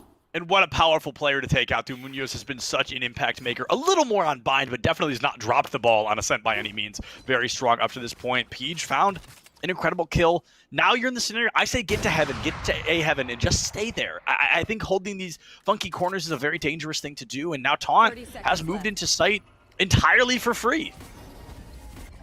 It's real estate. The Catchmans, can they capitalize on it? They have Hunter's Fury, too, so if Wayne State is able to get onto this and plant, it's huge, but they still have to deal with Peach, who is just making it their own. But hasn't done enough. Yeah, it's equalized. This is actually perfect now for Wayne State. Yeah, things looking so good. Oh, they dropped the spike play. They have to go for it again. They have just enough time. Oh my goodness, Peach is a moment late. A day late and a dollar short, as they love to say. It's going to be that spike plant making an appearance. SUNY Poly, one away. Jake Sneck able to secure the round win. I feel bad for Peach there. A moment later, and Wayne State would have lost via timer rather than via spike diffuse. That was, I don't know why they stopped going. I think it was a misclick or something. It had to be. It must have been, because that seems like that could have lost them the round. Yeah, I think it did, honestly. I feel like that's a big part of why Wayne State lost the round, is that they didn't get it down quick enough, and because of that, it just allowed Peach to jump in. And sure, Peach does get traded, but it's enough for them to be able to enter the site. If Peach gets there, like, you know, after the spike's already been planted, after they're both up and ready, that's probably not a trade. That's probably just Peach throwing away their life for the cause, and then SUNY Poly having a very hard time getting back in. It's just that one misclick there. It's going to cost Wayne State the round, and I mean, can they even buy here? It looks like there's a Marshall, so no, this is going to be a bit of a save. Not only can they not full buy, but that operator is in full swing right now as well. So they have no idea where Peach is at. Well, now they do, but Peach has a great line of sight, is able to get a lot of damage there, and some KJ util has already been committed. No way! This feels personal for some reason. BB with the dart into Hunter's Fury. Peach finds the kill onto Sin, so SUNY Poly, they still have that advantage. Jake Snack helping out even more. Zobi falls. There goes BB, and Munoz doesn't get to say a peep before they meet the Reaper. That's going to be a 5v5 lineup. SUNY Poly, they've tied it up once again. It looks like we could be going to a very similar score to what we saw last time. This could be a draw after halftime, which is pretty incredible because, again, it feels exactly like last night, like you just Literally said. Like, identical. yeah, it was Wayne State starting off pretty hot, and then they started to fall apart. They were able to grab it back after the halftime swap, but that's not guaranteed. They still can't buy. This economy has been in so much shambles that this is essentially the round being given over to SUNY Poly unless they have an amazing Thrifty run, which we did see on round 2. That's how they got up to that very weird economy start. Now, at least they're going to do some damage to Peach. To be fair, I will admit, slightly easier to Thrifty on round 2 because best case scenario, your opponents have Spectres, which obviously have worse fire rates and worse damage, so on and so forth. So this Thrifty is going to be harder. It's going to be notably so. So we're really going to have to see what is brought to the table from Wayne State. They lose a player early, so things already looking mildly to severely bleak. If they can find 1 kill, they can equalize. 2, they can obviously take the lead, and that lead is a necessity to win this and at least tie things up at the half. Can they get there, though? They do get a kill onto Gut Shot. So it is a 4v4. The ultimate, though, are also in favor of the defenders. There's just so much right now working for SUNY Poly. Yeah. And they still can't take out this operator. Peach just got the op, and I don't want to say single-handedly, but has had a very large impact on the way this game is turned around. They saved for the op. I even made a comment. I was like, ooh, 250 credits. I'm not super comfy with that. But they have shown me. I mean, tried and true, this op may have been all they needed to turn this game back around. However, when we swap sides, you're not going to have that op, you know? So we may see SUNY Poly fall into that same struggle from round 1. Game 1, excuse me. And it's better to use the attacking op after the side swap here, but... well, that's just a round win for SUNY Poly. To finish up my thought, it'll work out better here, but if that's like your main win condition is just have Peach pop off with the operator, it's not guaranteed. And this is interesting. Okay, so they want to answer this. This is the last round, so the economy's gonna reset no matter what. They really want to shut this down, and well, what better way to deal with an operator than another operator? No, nothing deals with an op like an op, right? I mean, it looks like, yeah, right, Munoz boys. and Peach are going to go toe-to-toe. I usually say, you know, in some other first-person shooters, I say trying to beat somebody in their own game is a dangerous thing to do, but Poro has the backup op. No way they're going for the doubles. Munoz brings out that shorty all the same. Peach waiting on the corner. It's Peach who finds it. The op battle ending already in favor of SUNY Poly. Wayne State, they've got to be kicking themselves after that one. Kicking themselves, and this looks like... unless they can take out this operator, it will be a lead. And they just cannot stop. Peach is on a rampage. How can you stop this Jet player? A rampage. Oh, yeah, I like that. Just a little bit of cringe. Enough cringe to make it good. Just enough to make everybody watching go, ah. But I had to say it was right in front of me. But either way, SUNY Poly, they are here. They are here to win at this point. A lockdown, that feels desperate for me. That feels like a move of desperation. They want to make sure. I think Peach is going for the shot onto the lockdown. They are going to miss it. Unfortunately, I think nobody's going to get caught, luckily enough. But that still, of course, opens up the site. The Hunter's Fury now from Gut Shot finds some damage, but Poro's the one cleaning up the kills.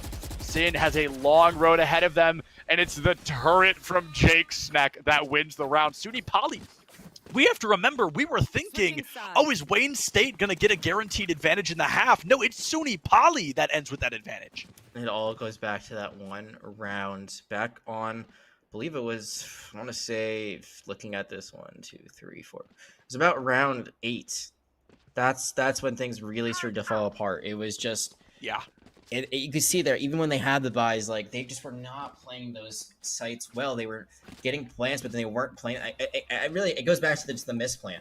That one play has really, like, I mean, there's a lot of ways you get there. There's a lot of ways you can lose after that. But that one play isn't really a setup how that half went. Just not giving themselves enough time to actually stabilize once the plant came through. They couldn't stop the retake, and they couldn't really stop anything once that happened. Now they have a chance to stop this attack, but they're going to have to deal with this Trailblazer. That may be the best example I've ever been given to tell an audience momentum.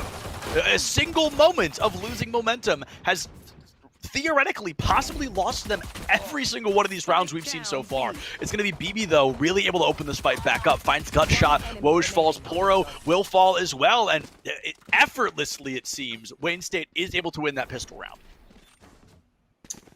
Yeah, and it's pretty effortlessly right there. They just kind of hold on to that B site and they never let it go. So that is a good way to get back in the swing of things, to try to start building up some momentum of your own.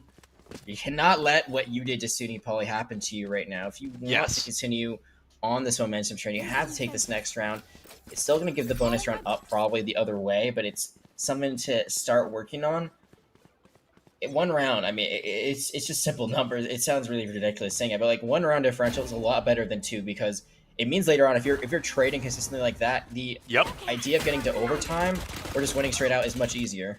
Yeah, I think you're 100%. It sounds so simple, but at the same time, it can make such an impact on the game, on the series even. And Munoz making an impact of their own, finding Poro, the second player from SUNY Poly, to fall. Wayne State, I mean, this is a round they are to win, so we can't be too surprised. But winning 2 rounds in a row, if you've blinked, if you've blunk in the last 45 seconds, you've missed this tie-up. What can you do as the attackers right now? You're able to maybe find a kill onto the Jet, but you can't take out taunt. You're just kind of waiting in the lanes. Player standing. Yeah, well, no, I don't even get one there. You do get the spy plates. That's actually pretty big, because that is more credits for next round. It means that you can probably buy a few abilities with your full buy. But other than that, I mean, if you can find this Jet on the other side, then it works out really well. But yeah, no, taunt, no way. Taunt gonna get 4. Wow. Taunt, not with the ace, but by golly, with quite a lot of damage there on the lineup. That has been another flawless, I think the second of the half already, right? The pistol round was a flawless, if I'm not mistaken. Yeah, 2 in a row, which means their economy is going to be looking really nice, which is, you usually don't see that high of a number, 3,700, after you win 2 rounds in a row after the side swap, but that is what they have. It allows them to buy some more stuff while still being safe to buy next round, but it is going to be SUNY Poly who can go for the full buy with a little bit of extra credits laying in their bank, but I think this is really the test. I mean, this is supposed to be SUNY Poly's round, right? If they win this, it's kind of at the normal. But if Wayne State can take another bonus round away from their opponents, just like they did on Bind, it again just completely shifts the tone of this game. Yeah, I think you're 100% spot on. Taunt there is able to find Peach early.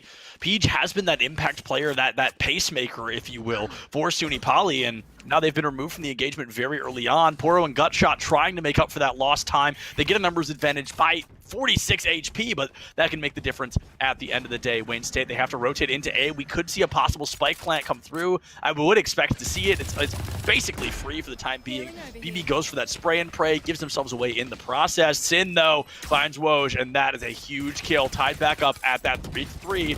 It's the same players on both sides. We're at a 3-3 matchup. Zobi finds Poro. SUNY Poly around starting so strong, could be ending so poorly.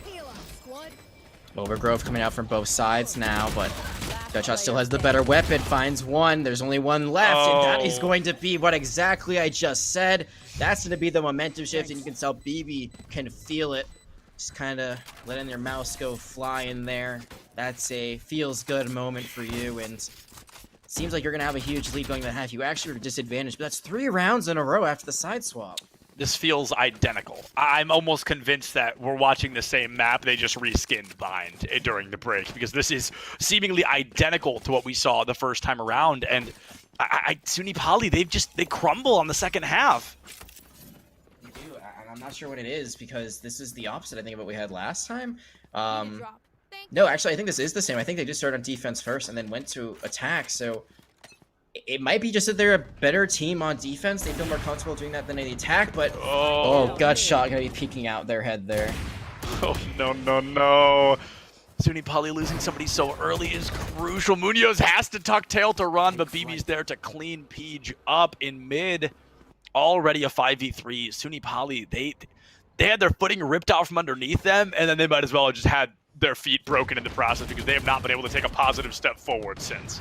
Basically said, hey, we heard you like operators. How about we let you see what it's like to be killed by an operator repeatedly? Yeah.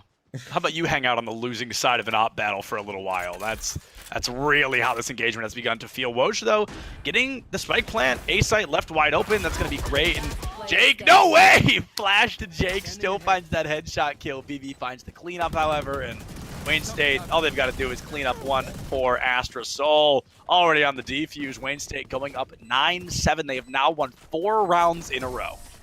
BB says, you know what, I know this round's over. I can just go for the defuse. I don't even have to help my teammates clean that up. They do lose one, which, again, like I said, I think on Bind, losing one in a round where you know the opponent's saving isn't the end of the world.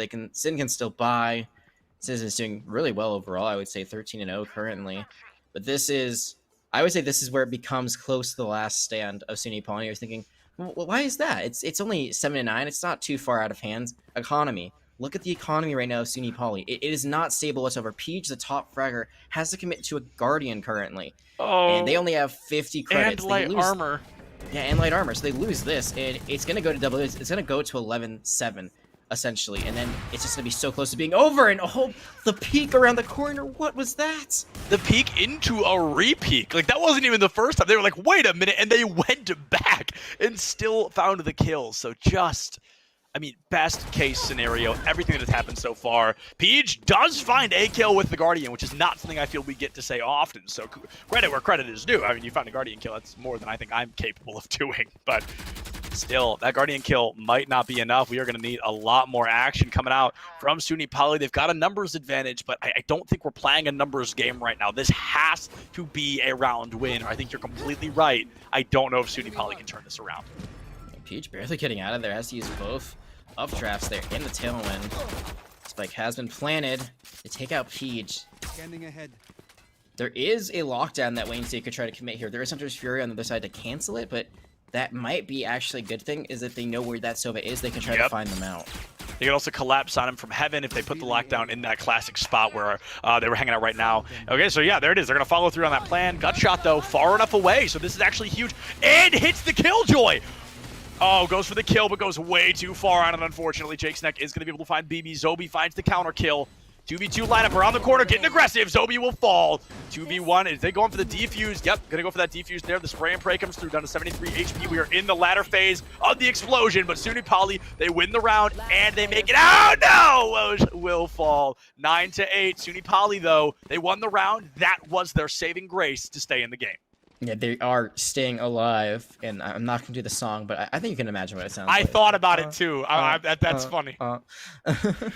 Yeah, so, I mean, the air economy is good enough to buy again, except for Peach. That's okay, because he got the Blaze Storm, so, like, whatever. You do get the Operator out of the hands of Wayne State, but then they still have enough to buy another one, so that really is kind of the worst-case scenario for you after winning that round. But you were able to take them out last time because they poked very aggressively. They were just looking around. So we'll see if, again, they get punished for that aggressive play style. Nobody immediately aggressive. We've made it 10 seconds into the round without an elimination, which I think is a current game record. There has been so many immediate elims in this series so far, and Woj will be the one to crack this engagement wide open.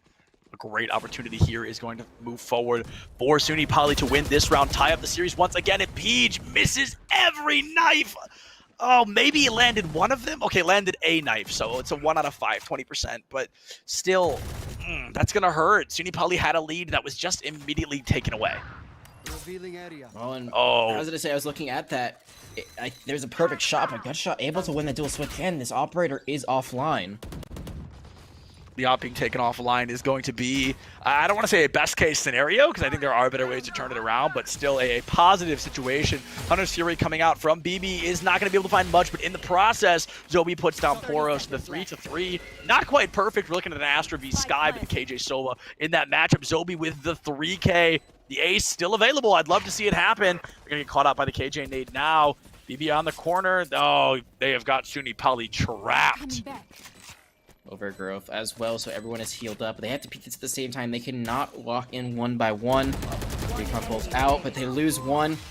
Oh, Zobi can't get the ace, but they do get the round win. Sin able to put them away. And double digits are achieved for SUNY Poly. The biggest thing is there's still a light. There is still a way back in because they were able to win the round previously. Correct. It looks like they may have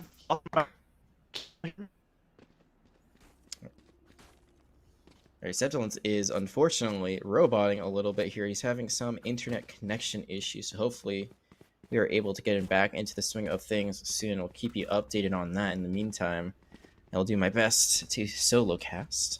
Live production, isn't it a fun time? Well, Wayne State, pretty big advantage here. Septilence, are you back yet? I'm hearing you, but it's not sounding super great, so I'll let you rest your pipes for just a little bit longer still. Bladestorm committed by Wayne State with their ult and weapon advantage at the ready. Things are looking very good for them unless something falls apart on their side. There's still a lockdown and a cosmic divide, a great 1-2 punch if you try to go to point A and use them at the same time is exactly what it looks like as that alarm bot is triggered. Now the march is on. There's only Zobi here, but Zobi is able to win that 1v1 as no one else is pushing them in. How they get 2, they get 3. The Nano Swarm is getting another. This could be the ace they were denied last time. No, it is not. It's that Jet. Nunez comes in, gets 2 with the Bladestorm, a flawless round, and now we're only 2 away from the victory coming through for Wayne State. And it's just an update. Septilence is trying to reset their internet in the meantime, so unfortunately they might miss the end of what has been a great performance from both sides, but it is not over until it is over. A buy is going to be coming through for SUNY Poly. And BB does have that operator. They had mentioned, the team had mentioned to us previously that this was their weapon of choice. Again, not exactly when you see in the hands of a Sova because they don't have any escape abilities like a Jet, but nonetheless, they're going to try to make it work. Firing into that B area, not finding much. It's going to be Woj actually taking out their counterpart Taunt on the other part of the map. Now Peach able to catch up BB, but isn't going to get the kill. Trades come in and galore, but Wayne State's still at the deficit of them. Overgrowth going to heal up this Sova as Peach continues to just run. Trailblazer might catch them, not sure. Flanks on flanks. Munez also try to get in on the action, trying to push themselves as Woj is still holding that back angle. All the while, this spike has been planted. This reminds me of quite a few rounds we've seen in this game. They just don't ever really seem to go the way you think they are. It's all over the place. BB knows where Peach is, and so does the rest of the team. And is able to take out Poro. Sin able to take out one, but it's Woj and Peach there to find the last remaining kills. And it is 11-9. Wayne State still leading for the meantime, but their economy is not just bit into enough. They can still buy fully here. It really seems like SUNY Poly is the one on the back foot despite a great round win. The good news for them is that they didn't use any ultimates there, but they also didn't get anything out of Wayne State, so just a bit of a reset. It's like a +1 for SUNY Poly, but nothing else really was lost or gained on either side. See what the attackers decide to do here. Looks like a split approach here. Looking towards A for the most part, trying to take that mid control, but Munez back on the operator. It looks like BB's days are done with it, but Peach gonna find that kill onto the counterpart. Jet's gonna leave that operator behind, and Septilence, are you with me once more? Hey, you. Am I? You are. Oh, it sounds I'd love like you to are. hear it. Okay, anyway, wow, things are, all right, not much better than when I left. Wayne State, yeah, okay, things are still looking a little bit bleak. BB going for that Odin wall bang into Shock Dart. I think gonna find a little bit of damage onto Woj there. Sends up the second one, he's gonna find both again. Okay, not great, not the best, not the worst, but gut shot.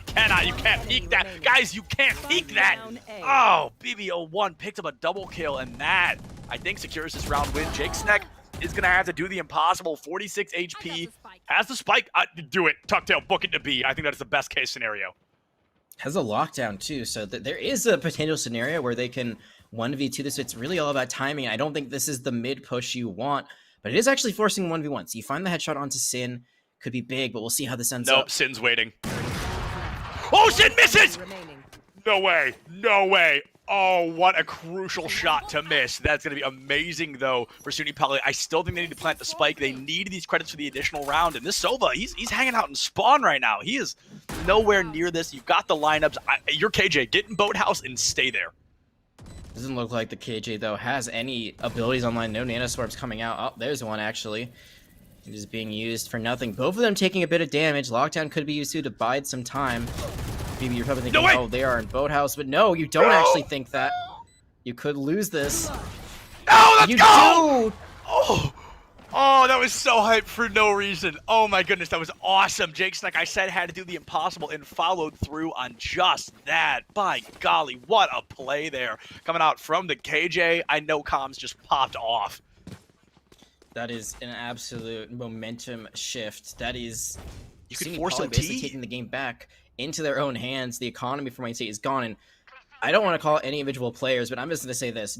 If you're in a 2v1 and you're not an operator player, just don't pick up the operator. Very true.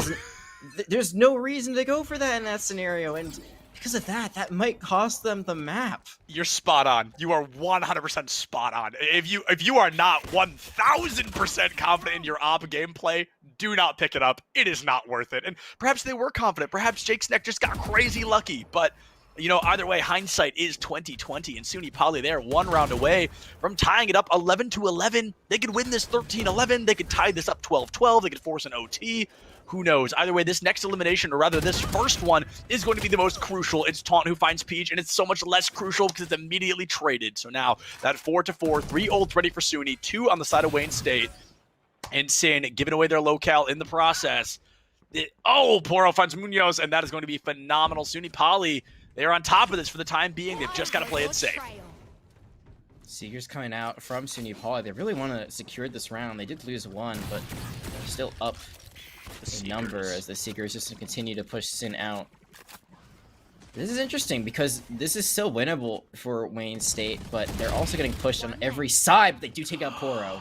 That is huge. I don't think Poro expected anyone to be there because the Seeker didn't go off, so Sin was able to dodge it out. Jake Snack has that A-site lock on the long with the Odin.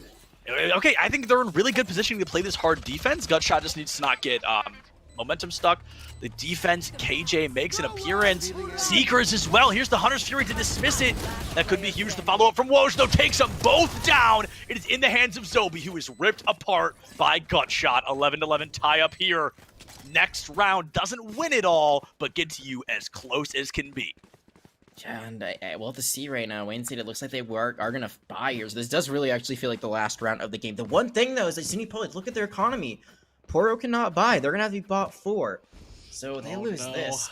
Whoever loses this here is going to have a very hard time getting back to this. It's going to be less bad for SUNY Poly. They will be able to buy a little bit more. But this really does feel like the last round on this map. Whoever wins this is almost guaranteed to win this. And I got a question. Why you're double peeking an Astra into an enemy Hunter's Fury? That seems like a bit of a miscalculation. I'm not going to disagree with you in the slightest. Did anybody use a Cosmic Divide while I was gone? I do believe there was one. Yes, there was okay, one I was gonna say, on the side of I haven't Wayne seen State, any I yet. believe. Okay, I was gonna say, I haven't seen any yet. So I'm glad to hear there was at least one used. Both are on the table right now. Zobi takes out Peach. Wayne State, they've got the player advantage. They've just got to keep playing it safe.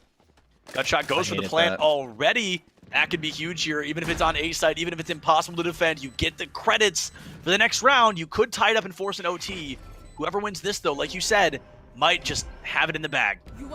Well, there's your wish. Cosmic Divide comes through just as the defenders are there, and Sin gonna be very aggressive. Actually gets the trade. Yeah, an incredible trade. You think SUNY Poly be ready for that, but Gutshot ties it up in the numbers. BB finds one, Poro puts them down. Jake Snack finds Zobi, and Taunt is now the sole survivor. Needs to find 2 kills through a Cosmic Divide. Oh, they're both up right now. We're in a little box. I didn't even notice that.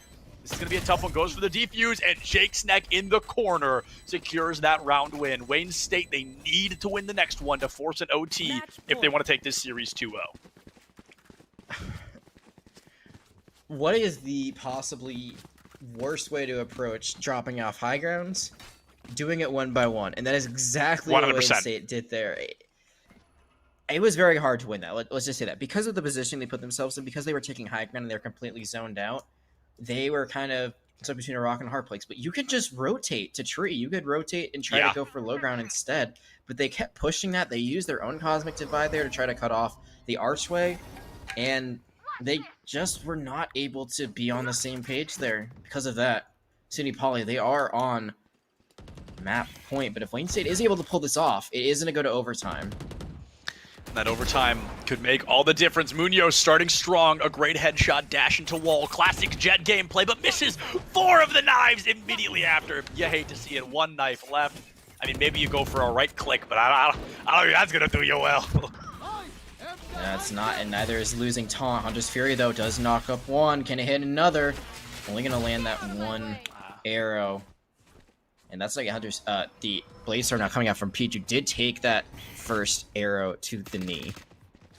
Arrow is gonna be a great start. BB finds Peach, so Wayne State, they now have that player's advantage. Blade Storm is alive, even if it's just one blade, and oh, that dart can make all the difference, giving away the locale of not one, but two members. However, BB missing every bullet, by no means their own fault. That was just the spray of the weapon. However, Woj looking the wrong way. Cannot find that kill. A double kill comes through in favor of Wayne State. Jake Sneck can't make it happen. We are going to overtime on Ascent. And despite, I feel like I've been very critical of Wayne State because I feel like this is a game they should have won by now. I agree. But regardless of that, they're able to push forward. SUNY Poly, able to hang in there, able to take advantage of those mistakes.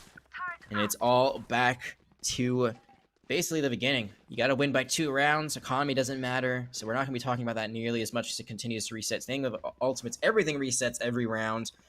Comes down to, can you win out? And again, no composition difference. It's going to be a mechanical and team difference here. Strategy is going to be more important than ever. And already we're going to see some strategy coming out from BB, who's going to stick with that Odin. I think you made that great point that this is almost entirely based on mechanics alone on which team can walk away with an Ascent win. And if Wayne State wins this, we do not continue. We will be able to call it a night. But if SUNY Poly can somehow clutch this out and keep this dream alive, we will go all the way to split.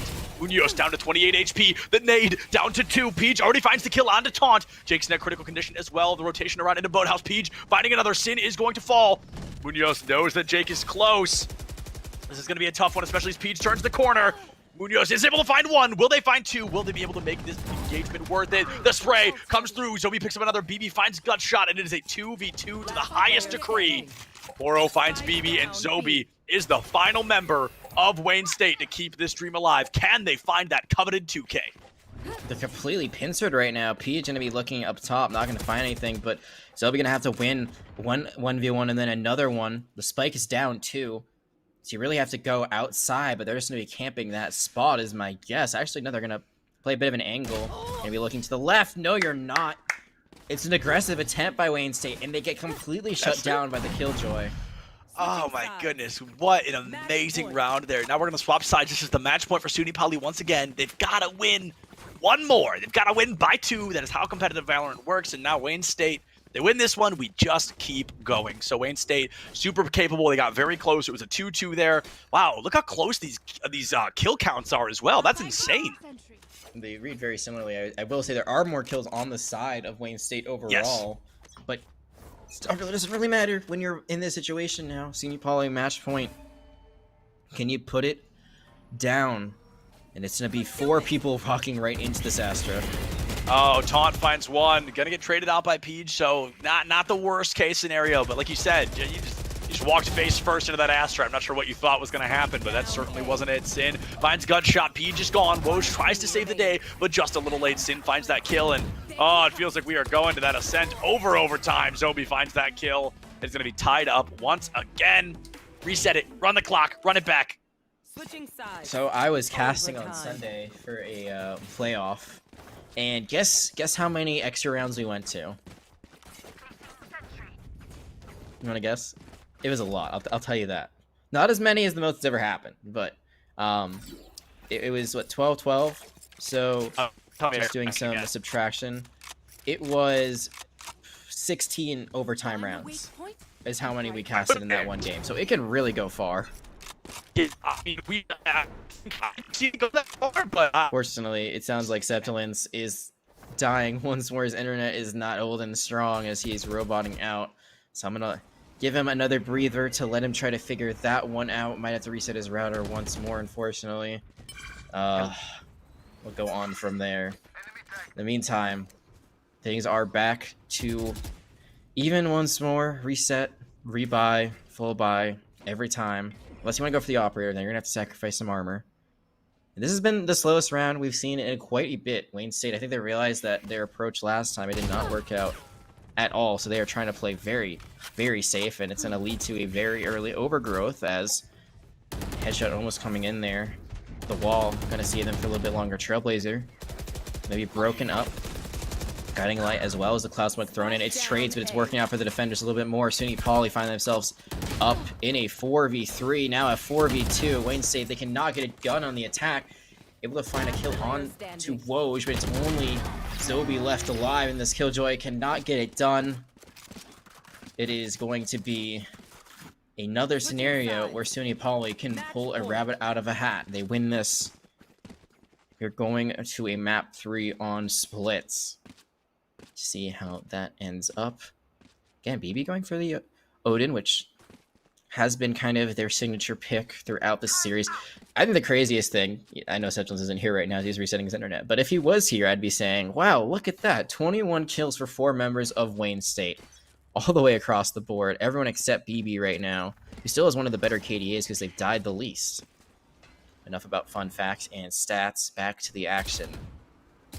SUNY Poly trying to claim their first map, and they need this to stay alive in the series. Again, it's this Jet on the side of Wayne State who's being bludgeoned early on, but it's Poro now who's being just blind fired. Woj, though, able to save Poro. The numbers now going to the attackers. To win this, and we move on to defenders right now. It looks like between a rock and a hard place. Don't really know how to hold this. Peach holding very aggressively into market. No one is there, though, to meet them. That was a guiding light being thrown into tree on the other side of the map. But right now we're still on Peach. And we're not. This Jet trying to find an angle. BB still holding tree. Well, that's Peach now on the flank. Will they be caught out, though? Zobiol just an instant away. But BB is not paying attention. And it looks like SUNY Poly are going to force a map number 3. It's a 2v5. This amazing lead for Wayne State once again is falling apart. And it will be SUNY Poly clutching things out unless Sin can have the most amazing carry of a lifetime here. We'll have to ace out. The only way to win as the last member alive. The spike also playing as the time is running out. Seems like this is just a classic field day. It's flawless for SUNY Poly as they bring it home and they bring it to Split, a map that both teams said they feel pretty comfortable on. So we'll have to see how that ends up. And oh, look, Septulence is right here. He's just frozen, but he's right here. As we wait for him to come back, we'll be taking a break, but don't go anywhere, folks. Map number 3, the tiebreaker and decider map, is coming up in just a few moments. Before you count me out, homie, let me remind you, they was blocking the shine. Now I think it's my time to counting them dollar signs like lights, they'll blind you. Let me rewind to back when I was broke and I couldn't acquire 2 cents, and now I got 2 rents. They was sleeping on me, homie, must have got too big. Call my phone, I be like, who this? Damn right, hell yeah, I'm brand new. Smell like can too. I'm fresh forever like canned food. Try and tell me what I can't do. I wanna see the world, my vision on Shamu. That mean I got goals that's real big, foes that's real big. Y'all offer too little, sorry, my soul is real big. Coming into the ring with blows that's real big. I gotta do it big, that's the only way I can live.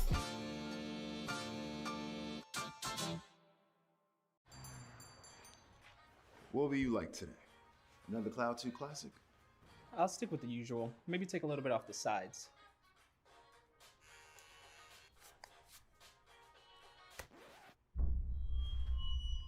Oh, that's fresh. The HyperX Cloud 2 Wireless. Legendary comfort goes wireless. Hey, watch your head. What sound experience would you like today? I'll have the fantasy pack. Good choice. And could you make it a Cloud 2 Wireless? On his way, sir.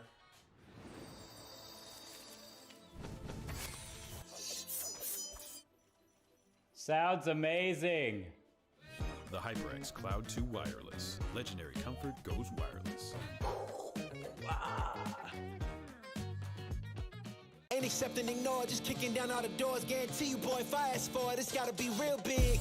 I gotta make it just for my kids and for their kids' kids. That's wealth years and years. Promise my brother soon as he out and finish this bid, we finna do it bigger than anybody ever did. The odds is real big, jobs that's real big. Satan trying a little, my God is real big. Stayed up on the ground and the cars is real big. I gotta do it big, the only way that I can live.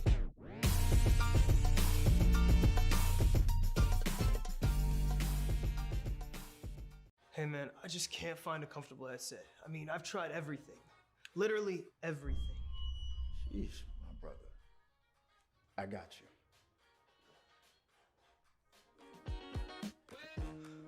HyperX Cloud 2 Wireless. Legendary comfort goes wireless. That is comfortable.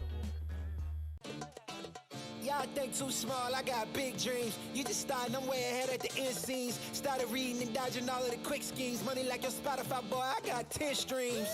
And I'm still looking for more. My people, they got a soar, I'm putting that on the Lord. Ain't accepting, ignore, just kicking down all the doors. Guarantee you, boy, if I ask for it, it's gotta be real big. I gotta make it just for my kids and for their kids as kids. That's wealth years and years. Promise my brother soon as he out and finish this bid, we finna do it bigger than anybody ever did. The odds is real big, jobs that's real big. Satan trying a little, my God is real big. Stayed up on the grind on the cars is real big. I gotta do it big, the only way that I can live. And I promise I'm trying to. Before you count me out, homie, let me remind you. They was blocking the shine, now I think it's my time to. Counting them dollar signs like lights, they'll blind you. Let me rewind to back when I was broke and I couldn't acquire 2 cents. And now I got 2 rents. They was sleeping on me, homie, must have got too big. Call my phone, I be like, who this? Damn right, hell yeah, I'm brand new. Smell like can too.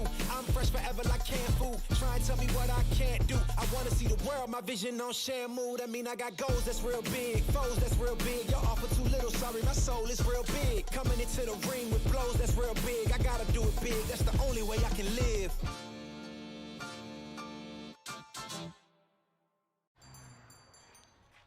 What will you like today? Another Cloud 2 classic? I'll stick with the usual. Maybe take a little bit off the sides.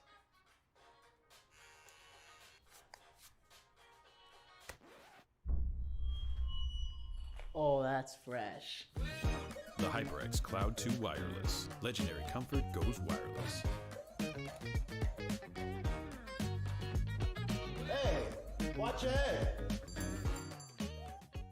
What sound experience would you like today? I'll have the fantasy pack. Good choice. And could you make it a Cloud 2 Wireless? On his way, sir.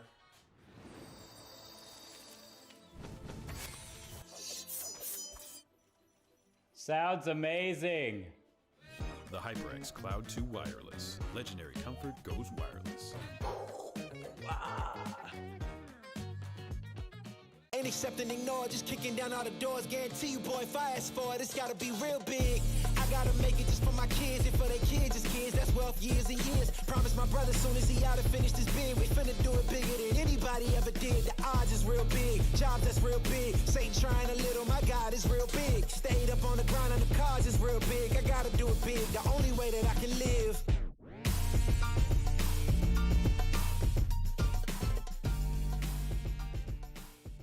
Hey man, I just can't find a comfortable headset. I mean, I've tried everything. Literally everything. Sheesh, my brother. I got you. The HyperX Cloud 2 Wireless. Legendary comfort goes wireless. That is comfortable. Y'all think too small, I got big dreams. You just starting, I'm way ahead at the end scenes. Started reading and dodging all of the quick schemes. Money like your Spotify, boy, I got 10 streams. And I'm still looking for more. My people, they got a soar, I'm putting that on the Lord. Ain't accepting, ignore, just kicking down all the doors. Guarantee you, boy, if I ask for it, it's gotta be real big. I gotta make it just for my kids and for their kids as kids. That's wealth years and years. Promise my brother soon as he out and finish this bid, we finna do it bigger than anybody. What's going on, everybody, and welcome back. Hopefully, I stick around for map 3. Honestly, I just turned off my router so I can watch Jag's solo cast, but don't tell him that. No, just kidding. I unfortunately have no control of that. I am Septimus, joined by Jag here from map 3, a map that didn't seem like it was going to happen, but then the overtime really ended up in SUNY Poly's favor there. Yeah, and you and I touched upon it a little bit before, but it felt like Wayne State, it was theirs to win, and then it slipped out of their fingers. These individual mistakes they were making just did not pan out well enough, and to SUNY Poly's credit, they were able to take advantage of that, and they did not let those opportunities slip away. They have forced this map 3, and this is a map both teams said they feel comfortable on, so this is going to be, I think, probably the best map to date, which is pretty hard to say considering that we just had a map that went into overtime and quite a few rounds deep into it. Yeah, double overtime when all was said and done, I believe. So we'll have to see how this one plays out. I think the biggest thing is, again, like Wayne State, they have to feel the chip on their shoulder because this is a revenge match for them. They lost in that third place matchup in last playoffs. They had it on their, like they could feel it on their fingertips, and then that went away. So the question is, how do you regain that momentum?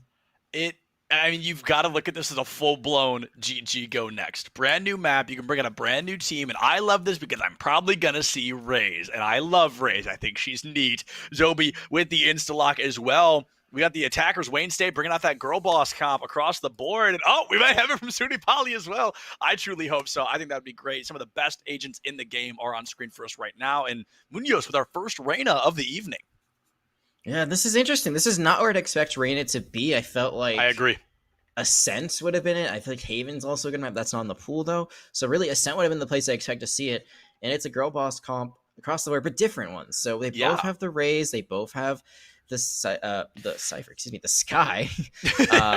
They both have the Sage, but everything else is different. So Killjoy and Astra versus a Viper Reyna. So this is really interesting because the Viper is going to be played as kind of the controller, as an Astra would. Like, you're really using her to get onto points. Her wall and her poison orb are set up one ways, where Astra just, in general, has much more, I would say, map control of setting up anywhere, but she also has less damage of her abilities. Really, the Gravity Well is relying on other people to get that damage.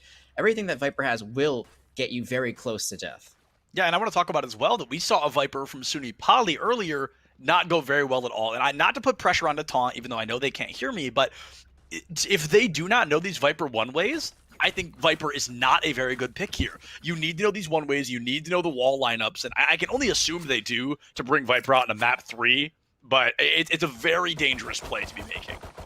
I think it's better than it is on Bind, but we'll see how it is. And just to knock on wood, please do not disconnect. My voice hurts. I will try. I'll try so hard. I'm sorry. You know I don't want to. You know I want to be here. I got raised. I got split. I got everything I could ask for. I definitely don't want to be leaving anytime soon. But Peach had somebody leaving in the blink of an eye there. Found the Sky. Takes the healing offline, or half the healing, rather, offline. And, actually, we didn't even touch down on that. Double healer on both sides. Yeah. It's interesting because, the Sky... AoE healing is heal every day. Can't heal everyone up is what I'm trying to say. But then the Sage can heal up the Sky, so it works out really well because then everyone kind of gets what they want from that. But it also means how can you rely on the actual abilities of those agents? The Sky means a lot of initiation, like those flashes are gone, but they're able to get onto this point and they get a kill. And Poro caught out on their lonesome here. It's going to be difficult to turn it around. A great flash on to the Raze. However, Munoz finds that first kill, gets a heal right back up, even if just a little bit. Zobi now is going to be able to find gut shot. Yeah, a round that started close. I think it was even SUNY Poly with that first kill. It's really going to end a little bit more in favor of Wayne State. Munoz takes out Poro, and all of a sudden, Jake's neck clutched once, but in a pistol round of 21 HP, little bit harder to clutch out. This is one of my favorite clutches of all time, that 1v2 that you and I were talking about during the break. That was insane, but yeah, it's not meant to be, at least in this pistol round. It is going to be Wayne State getting that first round win on the board, and very interesting. This play always is like fascinating to me. The commit to a Vandal or a Phantom in the second round, it is more firepower, and it should guarantee you an easier round. But if you lose and you give that up, it completely flips things around, and SUNY Poly could have a great steal of the second round, just like we saw from Wayne State, actually, on a sense. Zobi breaking my heart, though. I saw a Raze with a Judge and had flashbacks to my own gameplay on this map. I think this is such a good map for the Judge, and I love that gun, but unfortunately not making that appearance quite yet. Munoz going to be able to find that kill with the Vandal. I'd say you've got to find at least 2 to make a Vandal in round 2 worth it. Gutshot takes out Zobi with a classic right-click. And now 4v3 in favor of Wayne State. Taunt coming in to clean up off the back of this. Munoz does find that second kill I asked for. And SUNY Poly, they're expected to lose this one, but they're expected to at least find a couple kills. Found one. Jake, though, has good positioning. Decides to actually give it up. It's going to be very hard to win a duel between a Spectre and a Classic. The mega flank is on high ground. You could maybe be able to do something sneaky, but you see there's this guy waiting for them. Are they going to go for the flank? They have a Classic, and they're going to walk into a 1v4. But yeah, like you said, the Sky on the corner, Jake is gonna get caught out here unless the Sky overextends the Hawk. About to make an appearance, and it goes right over. And this is the right click. Sin puts him down with a Spectre headshot. Sends that KJ into round 3. Wayne State finding themselves up 2-0 for the third map in a row, I think. Or no, the first map was 1-1, but Ascent was 2-0 in favor of Wayne State. It's a lead, and we'll see if this lead gets extended now. It is the bonus, though, for SUNY Poly. Full Phantoms. This is very interesting because it does work on defense. I will say that. I feel like Phantoms do have a better place on defense, but this map does have some pretty long sightlines, and you're fighting something like a Vandal, it can be very, very difficult to win those because Ganta more just is trying to find a spray and pray versus trying to hit those headshots. But they still have the weapons advantage nonetheless. We'll have to see if they can make it work.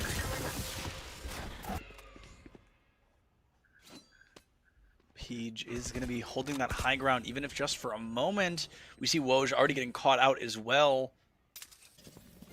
No death yet, but quite a lot of damage to be dealt. Munoz, speaking of damage, falls as low as 33 HP. Gonna get healed up, and Jake's neck now caught out on their lonesome.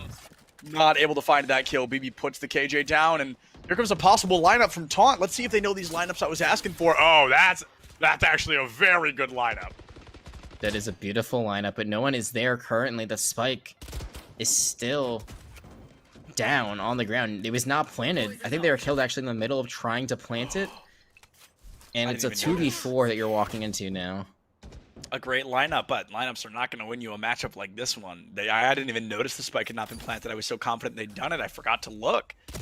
2 Spectres left. SUNY Poly, they are supposed to win this round, and I truly hope they don't lose a 4v2. Poro's Phantom finds Taunt very quickly, and Sin, no abilities, 10 seconds to a hawk, goes for the spray and pray, but gets sprayed down. Peach helping SUNY Poly win that first round for the team. Moving into this round, SUNY Poly, they don't really have that fire advantage anymore. No, they do not, and again, all Phantoms for them. So this one Vandal, I was gonna say actually, it would really cool if they put more Vandals in their hands, because if they tried going for that long distance duel, especially on A, they would most likely win it on the side of Wayne State. Instead, they're gonna try to keep it close quarters as well. We'll just see what they do on this attack. But you see right now where the spike is. It's actually in sewers. And they're going to try to take over mid with it. That's very dangerous. If that spike is dropped while everyone else is going to A, you have no win condition. It's dangerous, but what a stroke of luck for Wayne State that all of the people watching mid just walked away at the beginning of the round. Peach, though, is going to be able to find Taunt, so a closing elimination. Not the spike carrier, but a great kill nonetheless. That Astra, as you mentioned earlier, kind of the Astra substitution, is taken offline. There's no smokes, there's no wall, there's no engagement. Gonna be really tough to engage. You've got some leers from the arena, but Munoz is gonna be able to find Peach. Takes out Poro as well. Is there a third? Oh my, that was incredible. Munoz takes out Gutshot as well. And now pops the Empress, possibly just insult to injury. I don't really know. Woj take it off. Oh, the ace feels so available, but Jake interrupts that momentum. A 1-to-1. Munoz is gonna be fuming if Jake wins this round.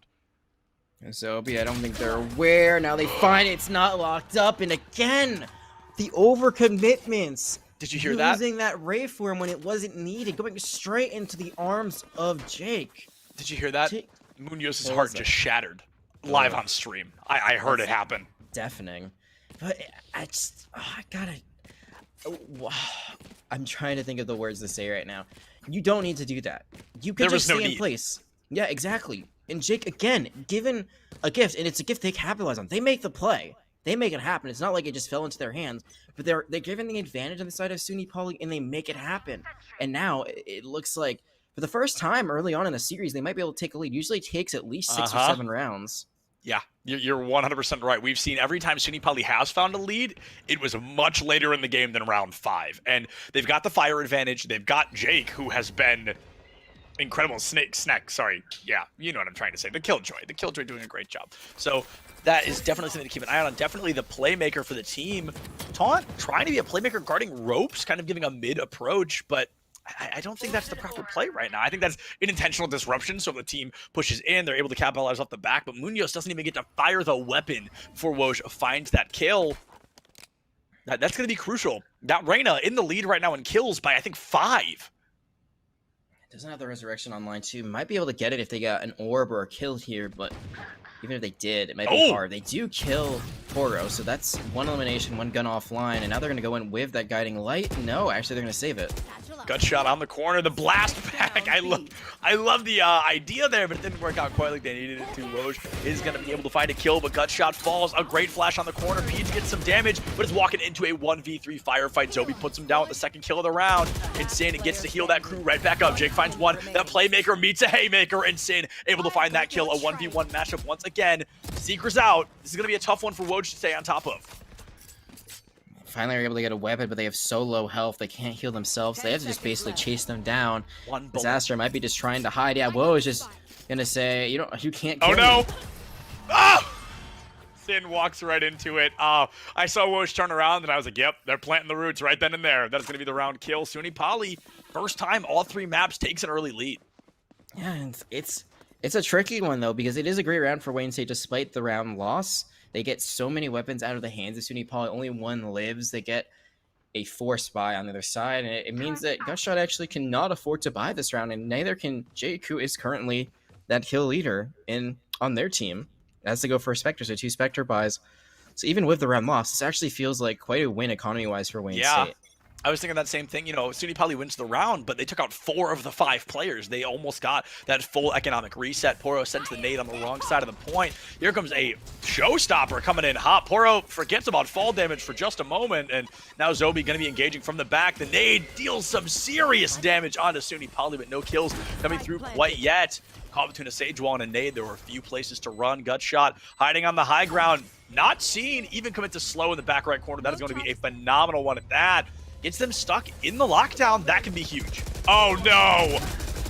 I'm honestly devastated the wall was broken so quickly because that was a genius play. Viper's Pit being thrown out as well. Probably isn't even needed.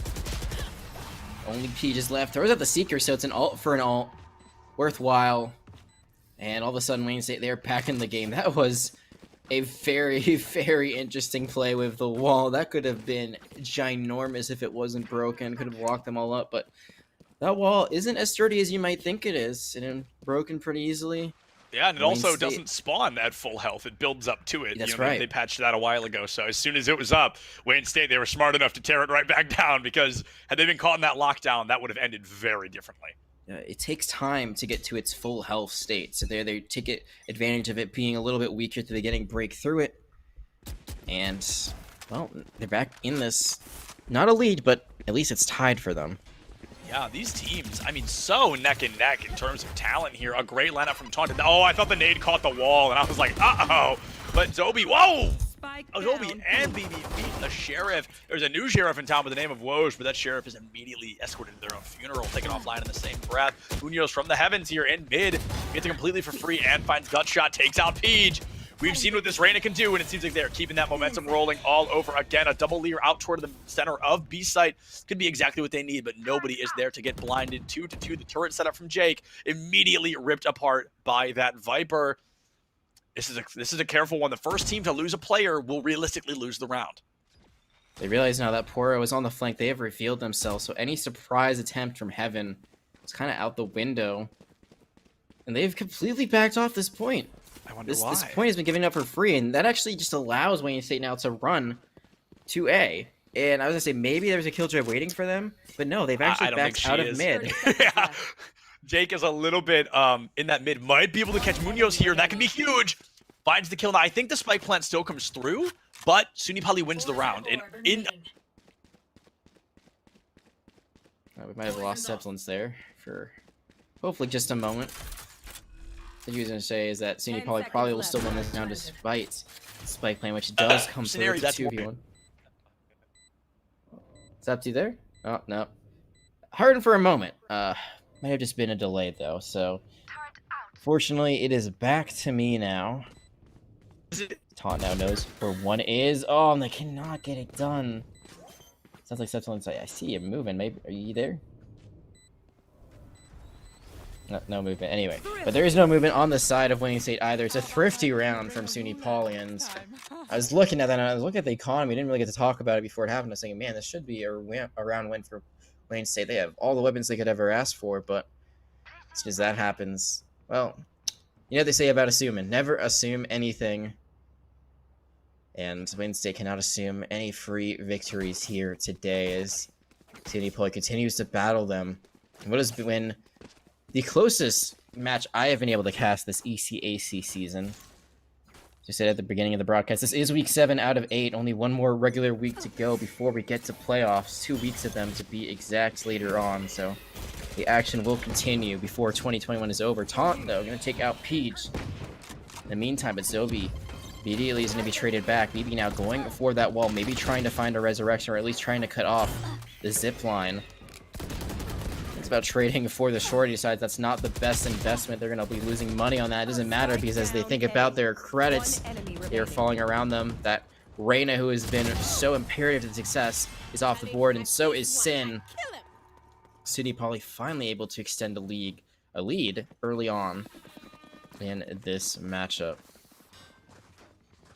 Look at the alt banks really quickly. For the most part, they are even in Empress versus the Cosmic Divide, which might be better for the attackers, as just the Empress really just increases what Reyna can do at her base already, and also helps find out enemies quicker. Cosmic Divide, a very hard ultimate to use on defense, because you really want to use it as an engagement tool. Using it after the spike has already been planted might actually cut off your own line of sight, depending on where you use it, so it's very risky.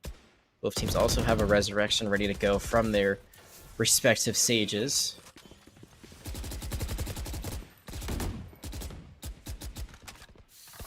Nothing happening early on, though. Just a little do-si-do around mid. Peach has to be careful, though. They are caught in a poison orb as the wall immediately is broken through, so no protection there at mid either. In State, they're just trying to find a way in and not really finding much success. It looks like they might try out sewers, rotate towards A. Killjoy has all of her utility there, but that's about it. Not much else is going on the site, just her and all of her toys. This mid continues to be considered. This has been the slowest round, I would say, of the game so far. Nothing has happened, and finally Peach gets into the action, is able to find that first elimination. Guiding Light thrown out onto Zobi. Flash for a moment. Seeker's coming out on the other side, and it looks like Tepulence is back in the mix. Things are looking good for SUNY Poly. Dang. Yeah, all They right. are. This is fun. This is almost fun for me at this point. I leave and come back, and things are just way different than when I left, but yeah, my internet company is getting a strongly worded letter after this one. Let me tell you what. Jake is going to come through and find that elimination onto BB Munoz. The one best player to be left alive. Finds one, turns it to two. Might find three. Chooses the Sage instead of the Sky and loses the round because of it. I truly think taking out the Sky there, they could have flicked and also found the Sage, but that would have been wild to begin with. SUNY Poly going up 6-3. The only thing I'll say is I'm not even sure they knew that the Sky was on the spike. I'm not sure if they heard. Well, they aimed toward her, noise. and then they flicked back toward the Sage. I thought they were going to kill both. They may have missed. Maybe they were looking for a headshot. I think that's like kind of like an instantaneous thing. Like either you hit it or you don't, and Right. at that point, like it's over. So you might as well just try to trade out as much as you can. That's a very hard angle to make around the box. But regardless, SUNY Poly, this is the most dominant performance we've seen from them early on. This is a 3-round lead, which isn't in the grand scheme of things not that big, but they win this one right here. They're guaranteed a lead, and it could be as big of a lead gap as 9-3 before they swapped to attack. They did also say they were excited to see Split, and maybe this is why. Maybe they knew they were going to come out strong here. Jake able to find a double kill before Sin takes out that Sky, but this is one of those situations where it feels like the damage has been done. Gutshot finds BB, and Jake takes out Sin. This is just a best case scenario for SUNY Poly right now. Like you said, this round, they win this, it guarantees them at least a 2-round advantage going into halftime. And possibly more. And they also have so many ultimates to use, and they can just play it safe. The Spike, it's not in anyone's hands right now. The Viper taunt the last one alive, but nowhere near where they could find it. And Woe's just going to peek around the corner. Peekaboo. Kill secured. SUNY Poly, this is a side of them we really haven't seen it. It seems like most of the game they've been playing from behind. Now, everything has flipped, and with that being said, a tactical timeout is going to be called in from Wayne State before too much damage is done. The first one we've seen tonight, unless one happened while I've been gone, but Wayne State going for that tactical timeout. I like what you said. They're doing this before it gets too late, right? If we if we go into halftime 9-3, it may already be too late. Yeah, it's I feel a lot of the time that we see these tactical pauses come in, it's like 11-2. It's just like it's too late. Yeah. Like the damage has been done. Maybe you're able to trade a few rounds. Maybe you do make the miracle comeback, but right now 7-3, it is getting wider. That lead differential is starting to fall away from you, but this could be the time when you march back, get those 2 rounds back, then you get the 2 at the beginning of the side swap, and all of a sudden you're tied up. That's what happened. It didn't happen exactly like this, but they were down 7-5 on ascent, and then they were able to march back, and I think it was 8-7, and were able to win 3 rounds in a row after the side swap. So we know that Wayne State can battle back, but last time it just wasn't enough. They weren't able to secure it at the very end. Yeah, we've seen the comeback potential already, but not quite come to fruition, so to speak. And we've got to talk about as well, Wayne State, if they win this round, that's great, but if they lose this round, the economy is going to really hurt on the final round of the half. So they really want to put this one away. They want to try to make it 7-5, but holy cow, a nade that hits 3 people. That's certainly going to hurt at the beginning of a round. Oh, however, Munoz trying to get in quick, not able to find that kill quite yet. SUNY Poly in that 5v5, they've got a lot of commitment toward mid, but Wayne State does too. So this is arguably a mechanical matchup here. So many elements for SUNY Poly, though. There's just so many ways they could outplay this by hitting their ultimate button, but it looks like they want to save them. It's interesting because there's only 2 rounds left, so you could use 2 here and be fine. Like, Seekers would be a great choice right now just to get some more information. Right, and Gutshot finds 1. Gutshot not going to find 2, went a little bit too far on the left there, but the 1-for-1 trade, very good, especially when Poro's coming in hot, able to find 2 eliminations of their own. Munoz finds Woj, and as long as Munoz is alive, I keep saying it, the round is not won quite yet, especially in a 3v2. Only 1 kill shy of turning this around. They go for the spike plant early. They've got a couple of abilities here and there. The heal is at the ready all the same. There's those Seekers you asked for just a moment ago. They're going to be traded out with a Lear, able to help Munoz, but he does not kill it in time. Currently flashing that back corner. Poro will find a kill. Poro finds the 4th and final kill of the round, and SUNY Poly will go up 8-3. Things are looking good in the first half of Split. They are for SUNY Poly, and there, Wayne State, maybe if they use the Resurrection, I don't know if they could really find one there because of the positioning of where their comrades had fallen, but if they find that Res, they're able to get 3-3, especially when the other stage has already fallen. You can win that. I mean, it was a great rotation onto point. It was a great positioning. It was just the Seekers coming out, separating the Reyna completely, was blinded for so long that by the time they finally were able to get out of it, the guiding light came in and immediately they were CC'd again, and their partner fell in the meantime. So they got split up, and the ability usage there from SUNY Poly is a bit too much for Wayne State to sustain.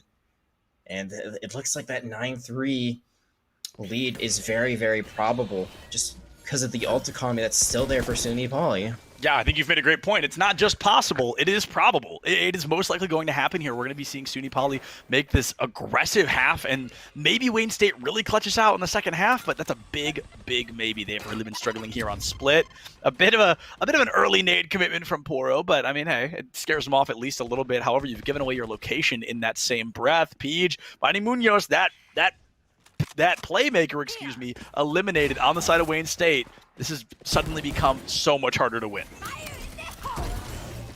There's going to be the showstopper, though, as Ernie shows going to be stopped. Yes. Oh, he's going to find one. Oh, the counter showstopper. Oh, the Viper's pit. I mean, it's the last round. It was going to be eliminated no matter what. But oh man, Poro finds that Viper. You've got Rez. I don't think Rezica Viper's going to bring back the pit, but I mean, you're more than welcome to try. Feej finds 1, Gutshot finds another, and SUNY Poly, they are going up 9-3 on the first half. It was the way that was done for Poro that surprised me more than anything else. I mean, it was a great elimination, too. Being able to take out the Viper and the Viper's pit all in one. Yeah. I mean, that's beautiful. Unfortunately, it also means that Taunt will have that alt usage thing.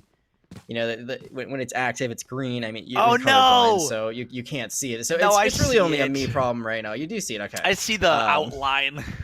There you go. So, yeah, that's a thing. But it was the way it happened. It was like slow motion because they hit the first blast pack and they got up pretty high. And then they used the second one and they were just like floating there. And I'm thinking, you're super vulnerable. Like, this could be you taken out. But instead, Pro just able to land the showstopper, able to get to that 9-3 potential lead, make it a reality. And SUNY Poly, after a very, very close match, they could start running away with this one. If Wayne State wants to keep this close, if they want to stay alive here, it's right here, right now. It is this pistol round that will set the momentum for the entirety of the second half. Whether it's 4 rounds, whether we go all the way to another overtime, depends on right here, right now. Taunt is going to have a great one-way smoke there. Knows somebody's in the area. I think tapped them a little bit, but Jake chooses to run through, goes for that slow engage. Great sneak around on the one-way here. I don't think they're going to catch this Viper off guard, though. Let's see if they're caught off guard. Oh, they are not, and that's a greatly timed poison orb to set up a one-way. Completely blocked all sight lines there, and I love everybody using that bat. I have it too. It's the first Valorant that I've ever bought, and I love it. I think it's so cool. But anyway, back to business. Wayne State, they found themselves up 5-4, and yes, do not be fooled. There is no Viper's Pit here in the pistol round. That is a visual bug that actually we don't have to worry about for the rest of this round because she's gone. Munoz is going to find that elimination onto Peach. Gut shot takes out that kill, and Poro goes for the spike plant. Oh, I think Wayne State's going to win this one though. They've got such a health advantage right now. And they have pretty good positioning around the spike too. They could just try to force the defuse. That's what I'm thinking. Good shot has to stay alive. I don't know what the cooldown is on their orb. If they get that up, it might be okay. Oh. They healed Woj back up because Woj was in the 30s or 40s, I think, and now they're healed back up. Zobi going for the defuse. It looks like it was going to be a bit of a bait. Oh, Woj finds a great kill onto BB, and all of a sudden it's a 2v1, so something that started off so strong, going to end so poorly. Zobi goes for the headshot kill onto Woj. It is like a 6 HP raise in a dream. Goes for the hero play, but just can't find it. Zobi gets the defuse and the kill, giving Wayne State that first pistol round. They are still in the game. They are still in the game, and now they should be able to get another round, make that lead only 9-5, which is a lot closer in the grand scheme of things. It was an interesting play there by Wayne State. They split up, and they tried taking different angles, and I thought, oh, that's not the way to play. But Poro actually, because of that, rotates so far away that they are not anywhere near the spike. And they also got it to half, so that was a very easy defuse attempt. Now the gun's going the way of the winners of that round, but it's actually still going to be a buy from SUNY Poly. They want to catch them off guard. They want to win this one out. The wall to get the orb is I mean, it's not just to get the orb, but it definitely seemed like that. A bold play, to say the least. You wall off a site, but I don't like using the wall too early unless it's through mid, because if nobody comes to that site, you've used a really powerful util. But, you know, to each their own. I'm certainly no Sage player, so they certainly know more than I do. However, we are ducking through mid. Like I said, that mid wall would have been huge. Munoz down to can only be 20 HP, and it looks like it's going to be the Sage waiting on the other side of ropes. Hopefully, SUNY Poly doesn't get too aggressive, but Zobi with a double judge play. That is going to be phenomenal. I love the judge. I can't say it enough, and it looks like Zobi does too, because they've got that raised gun buddy on there. Love to see it. This is going to be a really difficult round for SUNY Poly to win, and I think they force bought here. Yeah, it was a bit of an aggressive decision. No. The Woj, oh, can get two. Won't find this is actually more, though. Very winnable, but they're getting collapsed from like both sides. Cosmic Divide, you won't do it. Cosmic Divide right now. No, I'm just kidding. Please don't do that. Don't waste the ultimate. Oh, they also don't have it. What am I saying? Yeah. I don't know. It's been a long day, folks. If they did, though, it'd be a power move. It would have been pretty crazy. TBH. Don't drop. You can never make that mistake. It's something that even people at the pro level don't consider, but it's my #1 fear of this map is utilizing ropes. If you are in a 1v2 or a 1v1, assume somebody is there, especially at the last place you were seen as mid. I avoid those ropes like the plague unless it is the beginning of the round or I'm 100% sure nobody's going to be there. So because of that decision to go for that very aggressive buy, try to catch off Wayne State off guard, this isn't a bonus round. This could have been where they just buy up and are able to coast pretty easily on their weapon superiority. Instead, they're going to actually be going in down bad. They're only going to have sidearms. Oh my goodness, what a play! Oh my goodness, precision-based shooter right there. Oh my goodness, what an amazing play from the Rays to take out a Sage early on. Now a 5v3. This looks like this still could be a bonus round for SUNY Poly right now. Able to find 2 eliminations. I might have lost that once again. I just lost him, unfortunately, in my feed. But Poro continues to lay the smackdown. Finally taken out. This Reyna now has awoken, able to get the heal orb online, but now is the last person standing. The overheal is there, so they have quite a lot of health to work with. 150. Basically has the full armor. And there is, again, Septiline just lagging it a little bit. Yeah, it looks like we lost him. But as we continue this now, the overheal has disappeared, is dissipating, and Jake continues to play ring around the Rosie, but able to land the headshot. 3 members assisted it. Am I back? You are back. Okay, just a little hiccup that time. Oh my goodness, I was so mad for a moment, but okay. I'm back, at least for a second. Either way, SUNY Poly, they're looking great. They're 3 rounds short of winning split. This is obviously the most one-sided map we've had so far, and SUNY Poly, I mean, they've got the ults to make this a very quick round if they choose to use them. I feel like we're just subliminally being told to watch Arcane of all the close-up shots on it. It's a great show, though. I have seen it. It is a great show. And I also It's on my list. But anyway, back to the game. That was crazy. I mean, you said it yourself. Like, that felt like a bonus round when they were down weapons. However, it's still like they win that, and they're still not able to fully buy here. They only have, I believe, one real assault rifle. I think one Phantom to their name. Everyone else rocking either a sidearm or those SMGs. So SUNY Poly still isn't a disadvantage this round. Oh my! The last one. Munoz did not think the second round of those nades were going to hit, but they're down to 65 HP after that. Poro takes a little bit of damage as well, but not nearly as much. Munoz gets healed up, but there's no shields now. So that nade had a really big impact. It did. Can the rest of SUNY Poly have the same amount of impact is what we're looking for right now. They have that showstopper. They have the Cosmic Divide. Woj might be trying to set up for it now. No, just trying to control mid. And this is very intriguing because SUNY Poly, they're completely split this map. They're going for A, but they're also pushing through mid. Oh, the push through mid looks like it is not exactly going to be paying off. However, I think that was one around through A. And now Wayne State going to have to try and eat a showstopper, which they somehow do. I'm not sure how Munoz just lived through that. It just went straight past them. It looked like it went through the doorway instead. And Zoe this time, they are going to land theirs. It's a 4v2. 3v2, actually. You're right. That's definitely what happened. I was thinking it hit the wall, and I was like, how did Munoz live? You're right. That angle, it went straight through that doorway. That is unfortunate. Definitely an accident, but a painful one nonetheless. Munoz finds Poro, and now Wayne State, they find their 6th round win. 4 more to tie it, and they've got a good economy advantage right now. Poro still can't full buy. I think they're the only player on the side of SUNY that can't, but Wayne State, they've got a full buy on their hands. And if Wayne State is able to get back into this, they owe SUNY Poly a great deal. Thanks for going for that very aggressive second round after the half. It has just continued to haunt the economy of SUNY Poly since then. They have not been able to full buy. This is basically the closest they've gotten to it, and it will be Poro on a Spectre. So the Spectre versus the Judge. Everyone else has full armor, full rifles. Yet the ability buys still not going to be full for SUNY Poly, which means they're probably going to rely a bit on their ultimates here, which they still do have 2 of.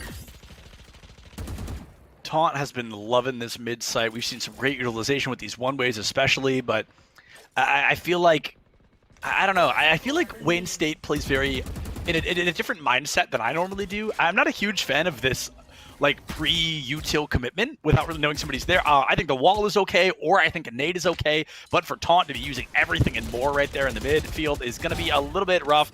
Taunt, however, does find a kill, so maybe I'll just shut up for a minute. Munoz is able to find Peach as well, so Wayne State looking really strong here. I'd love to see Zobi just guarding ropes. The Judge is somehow going to win the long-distance firefight. I think Woj went for the reload there and paid the price of their life for it. Now Wayne State in a 4v2 matchup. Poro desperate to find it, but can't pick it up. Jake finds one. This playmaker for SUNY Poly has to make the magic happen right here, right now. Is there any magic to be found? Still has the lockdown, but there's just no. so many. I mean, like, look at the rotation. They know that Jake is there. Nope, dead. Even if Zobi still had the Judge there, that was death. You were sub 50. Zobi was close enough to make the magic happen with or without that shotgun. And I mean, we said Wayne State, if they wanted to stay in the series, they needed to turn around the second half. And SUNY Poly falling to that same curse. Their second half is just rough. Yeah, and here's the thing: is they have chosen, or they haven't chosen, but they have been on defense to start every time, and it feels like their defense is always where they're able to march forward. This time they had a very, very good start, but since then, only 1 round since the side swap, and that's been 5. So Wayne State, they've just been able to build back up their lead, or at least get close to being back in the lead. And this economy, again, it's just so bad for SUNY Poly. That slow was phenomenal. Peach could have peeked that and gotten right back, but the slow caught him out. Munoz was able to capitalize, and Wayne State, they're looking to put an 8th one on the board. 3 rounds ago, when I said only 6 to tie it up, that was kind of a joke a little bit, but Wayne State, I mean, they have gotten to the point where it feels insanely realistic. They're going to go for a long rotate around to B site, and I think that's a great play. However, rotating back through mid was going to be a bad idea, but Jake able to find that headshot kill into Taunt is going to be phenomenal. Ties the numbers back up. It gives them a weapon too. There's Resurrection online still for SUNY Poly, so maybe if they find that, they could get a kill. A few misclicks there. Not able to find those shots. Munoz, the trigger discipline is kind of Munoz's biggest weakness so far. We've seen that a couple of times with just random fires of the weapon that give away your location, and those are usually the rounds Munoz ends up losing a firefight. Is silence, so at least there's that. Like, isn't going to give away their exact location, but will. If there's anyone in the area, it would have been much more deadly. But I feel like this is going to be what could have been a great combination. But Sin is there. Cosmic Divide though still could come through. I hope Woj doesn't Cosmic Divide, honestly. 21 HP, nobody detained. You can't even grab the spike because I assume BB's got an eye on it. Gonna be on there around that corner. I have the spike. 10 seconds left. I can't think of the phrase. Crosshair, that's the word. The crosshair was not in the proper spot. Goes for the bait defuse, finds a lot of damage actually, but I don't think it's gonna be enough. Zobi goes up and over, and Woj will fall. Wayne State putting their 8th round win on the board, their 5th of the second half alone. This is probably going to be the first time now, finally, SUNY Poly can buy. That's 6 rounds in. Can we just talk about how dangerous that force buy is? This is such a good example. And it was not needed at all. You and I talked about this back on Ascent. That force buy is really when you are down, and it's like your last desperation play where you don't feel like there's anything else you can do, where the bonus round won't be enough to save you. It was so unnecessary, and it has led them to where they are now. That one decision has put them in this hole. They could still claw out of it. This really is the make or break moment. They win this, they're back on top. They lose this, Wayne State probably going to tie things up here. Zobi with an amazing early shell kill onto Peach is going to be crucial. Taunt finds Poro, and Wayne State, I think they've got this one already. Zobi picks up Woj. Yeah, that is just simply all she wrote. Jake finds a kill, but gets traded out in the process. I'm not sure what SUNY Poly is doing wrong, but Wayne State is capitalizing on every mistake being made. Yep, that's the Sage duel. It's going to be won by Gut Shot. They're going to bring No, they were thinking about it. I truly hope they don't. Yeah. They're going to get caught out by ropes here. The rotation coming around. Caught out in a little bit of Viper there as well. They are just in the perfect execute position right now. Has no idea Munoz is on ropes behind them. There's the kill, and Wayne State finding that 9th round win. SUNY Poly, they've really got to be beating themselves up now. And now they cannot buy once more, so the economy continues to reset. This is going to be Tactical Laws coming in. So this is, I believe, the second one we have seen now in this series. And first one was from Wayne State. What feels like a lifetime ago, based on how this map has gone. This one coming in at the perfect time, honestly, in my opinion. I agree. You're not going to win this round. It may have been better a few rounds ago, but there really wasn't much you could do because of that play. Like, no matter what you did, your economy was going to be a mess. So, really, that was your first chance in quite a bit, that last round, and you could not get it done. You fell apart, actually, and Wayne State was very decisively able to win it. Now you can go back to the drawing board for these next 30 seconds and try to figure out how you move forward. Not this round. This round's going to be tricky because you can't buy once more, but once you get tied up, how do you get back into the zone? That's a great question, Jag. It really is. And the answer may be as simple as a Cosmic Divide. Both these teams, when they had Astros, I know Wayne State doesn't right now, but back when they did, they sat on these things for ages. They really tried to avoid using these divides. I don't know why. I don't know if it's a comfort thing or if it's just a strategic choice. But Cosmic Divide is a very powerful ultimate. And I think SUNY Poly, as a team, should be taking advantage of that a lot more. I agree wholeheartedly. And we'll have to see if they do. As next round starts, really, I think the biggest thing for SUNY Poly is just find a few eliminations. If you can win a throw to round, that'd be huge, but really just take away economy. Wayne State, and their economy is like, they're rich. They are absolutely sitting in rich right now, and it's going to be so hard to break through that. I also want to point out something I just realized. Most elims in lobby is 28 from Munoz. Second place is 19. Wow. Could drop and it's on the other side. So, yeah, we could very, very likely get a 30 bomb with the way Wayne State has been playing in the second half. But I feel like every game I'm saying this about a player. If Munoz wasn't here, I mean, this is one of those teams where Munoz is the reason this is so close. 28 eliminations over 19 rounds. That is just incredible. I mean, Reyna as a character, as an agent, has one of the highest ceilings and also one of the lowest basements. It really is how you play her. And Sin, they start things off once again for Wayne State. Going to use the Seekers after getting Poro. Zobi finds Woj and Gut Shot finds Jake as well. I think SUNY's biggest weakness right now is they are lining up every round, and there's always somebody to take advantage of it, just every time. That's got to be the third or fourth time in this half that they have just lined up and gotten triple, quadruple killed like that.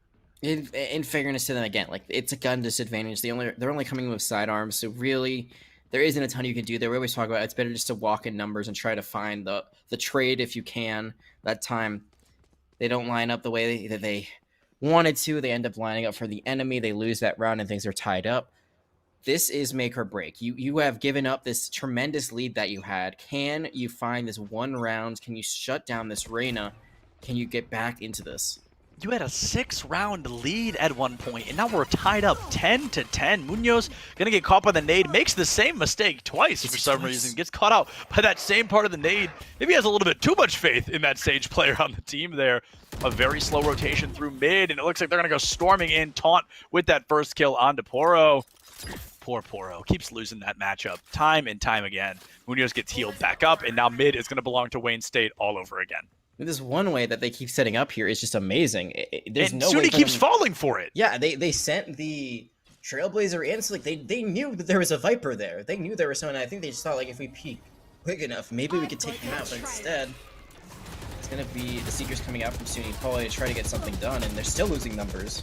This is SUNY Poly. I'm not trying to be too critical of this team, but I feel like we're to a point where they're making very small, very simple mistakes. I mean, they're lining up very often. They're pushing a one-way smoke one at a time when there's 4 of them standing there. Like, it's these mistakes that I truly think are losing them these rounds. It really is something that the team, it's almost their kryptonite to a point where Wayne State has won 6 rounds to tie up a game that SUNY Poly was dominating in the first half. It's not over till it's over, but boy, is it looking close to it, though. Woj is able to take out Zobi. A is not open whatsoever, though. There's quite a few people there, and maybe aware to that. They want to try to do something, but there's no time. Seconds. So, looks like, yeah, this round is going to be going the way of Wayne State no matter what. Yeah, like save. I don't think you go for the hero play here. That's actually colossal that Munoz was so confident to peek that corner.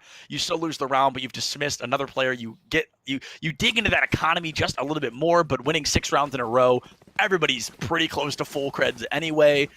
So right now, SUNY Poly, I mean, they're still sitting on the same 2 ultimates as well. I feel like this team, the attack is like their kryptonite. It's just their weak spot.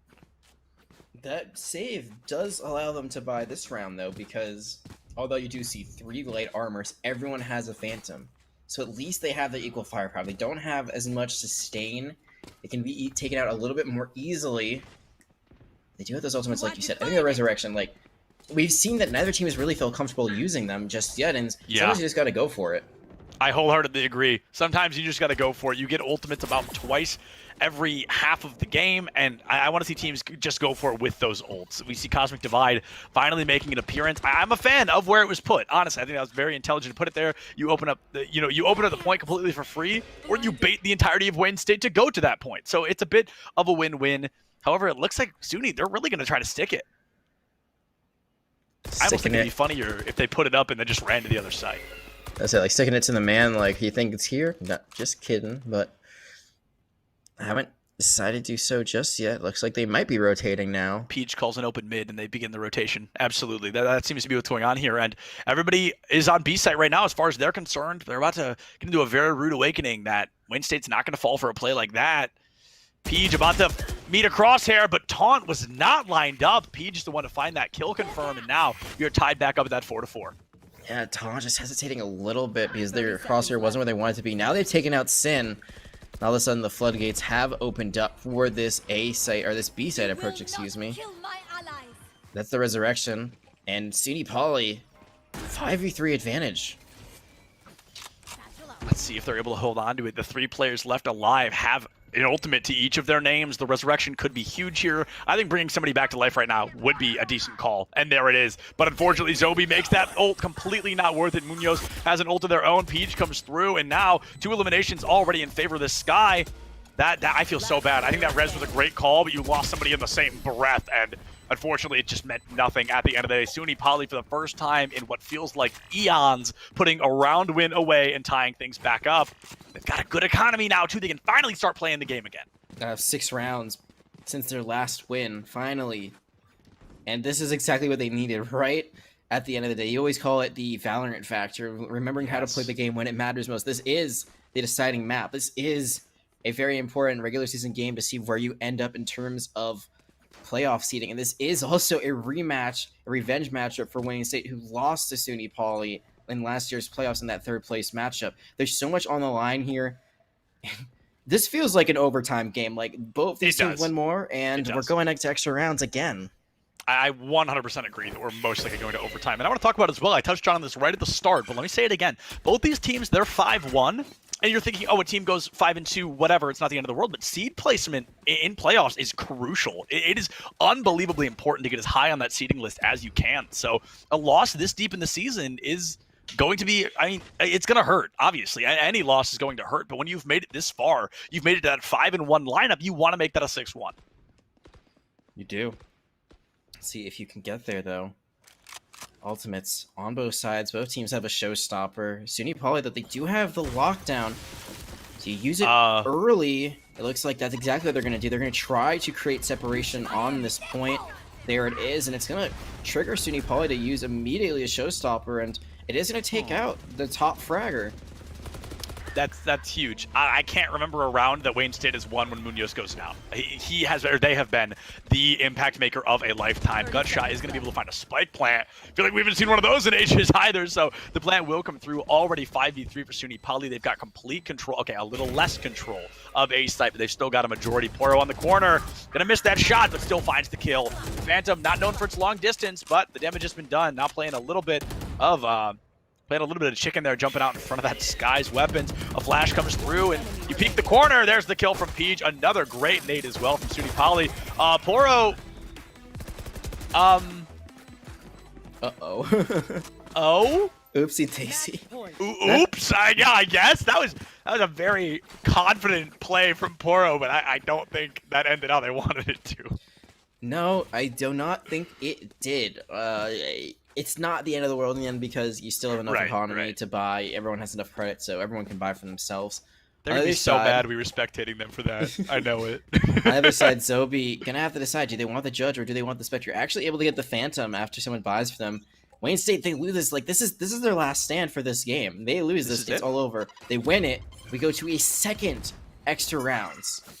If the Valorant factor is going to kick in for Wayne State, this is it. This is their only opportunity to turn things around. This is their final hour, their swan song, if you will. Now it's going to be all about that first elimination, unless it's a trade, of course, then it's much less impactful. But if one of these players can get a kill and live to tell the tale, that just flips momentum so aggressively for their team. Can you just imagine, though, like, you came back this far in the series, down so many rounds, just to like not even make it to overtime. Like, that would hurt. They've battled back so far to get to this point. The fact that they're here is incredible. Like, we thought this would be a blowout. Yeah, and it's devastating, honestly, that the Viper's Pit is the only ult they have. Poro might be able to find Taunt if they're careful. Put some damage in, but not able to find the kill. Oh, I love the nade. You force the rotation. I don't think... No, they did find damage. Holy cow. And they healed the Reyna. Okay, Taunt gets healed up by the Sky. Okay. Whew, I was real scared for a second. I felt very bad for that Viper player. But, oh, Poro's definitely beating themselves up. They were a bullet shy of getting a kill there. Bullet shy, potentially ending the series too. That could have been what opens the gates, but still everyone there. But Sin is able to win that. Poro not able to land the shots. Poro's crosshair. Attackers are on the back foot. The crosshair was not in the right spot. Now only 10 seconds left. Oh, I think Wayne State's got this one. Jack, you called it. I am almost positive we are going to that overtime. 6 seconds left, and Munoz is just having a field day. The Viper's Pit makes an appearance. Peach finds a kill, but you've got 1 second for a 4-second plant. Not happening in any game, any day. Wayne State, they force us to our second overtime, our second map in a row. These teams, this literally could not be closer. This is as close as it gets. It also could not go much further. Well, let's see which team can clutch up. Last time it was SUNY Poly able to pull ahead, take home the victory, force this map number 3 in the series. There's no more second chances, nowhere to hide. Just like I said before, it's the first to win 2-round differential. So winning 2 rounds in a row doesn't help you if you lost 1 round already. It's got to be a +2 round difference. Economies continue to reset every time. Ultimates continue to reset every time. And sides reset as well.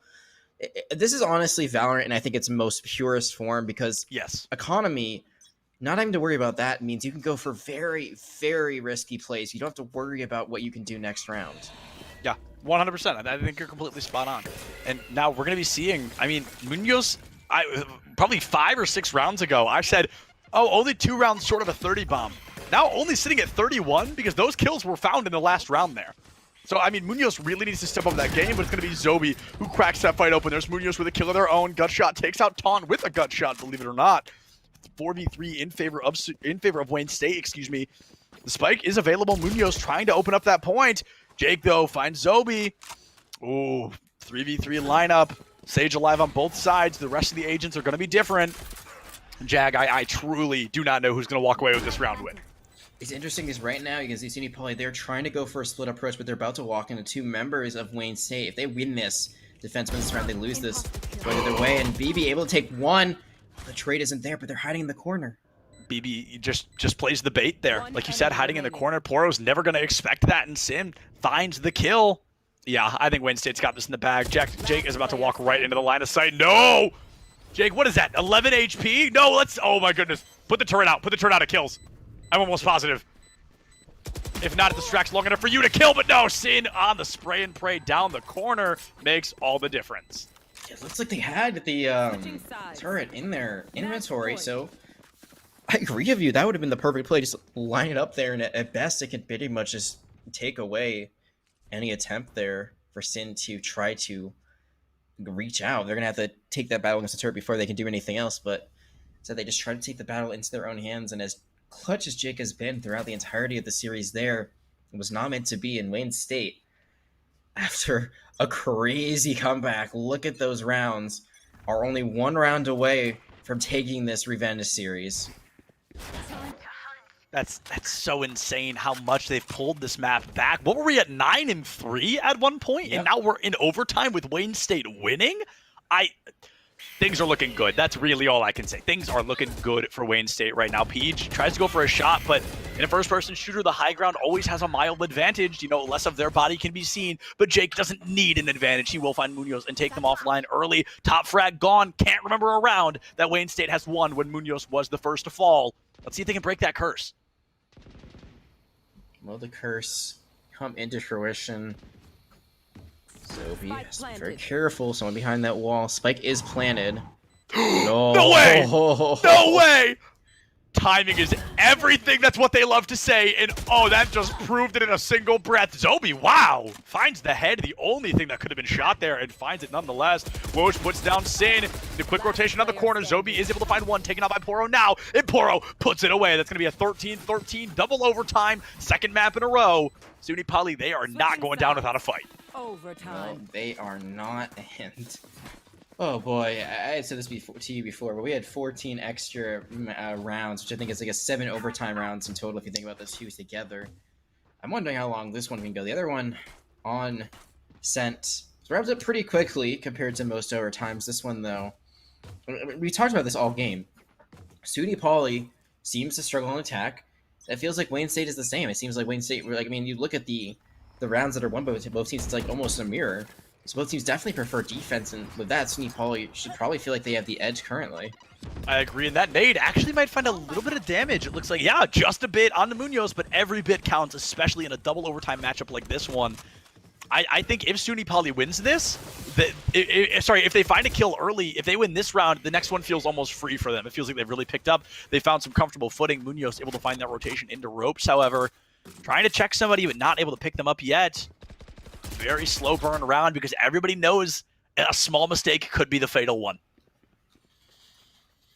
Especially when it's like the win condition is 2 rounds in a row, so you make one mistake that puts the whole poetry in motion.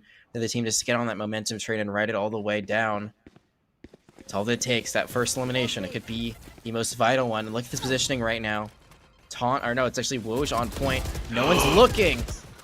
Oh, had they found 2, I would have loved it, but the trade doesn't really save the day, unfortunately. It's going to be that 4-4. The point's still open. Munoz on the heavens, sends out an aggressive leer, not able to find anything off the corner. Jake puts down Sin, but now it's going to be Munoz rotating in, trying to find this round win for Wayne State. That kill is going to be a good one. Munoz is able to find all 3 of them! Oh, amazing there. Wayne State keeps the dream alive. No, Wayne State doesn't keep the dream alive. Munoz keeps the dream alive. Now they are 1 round shy of the revenge story coming true once again. Yep, this is again their win scenario.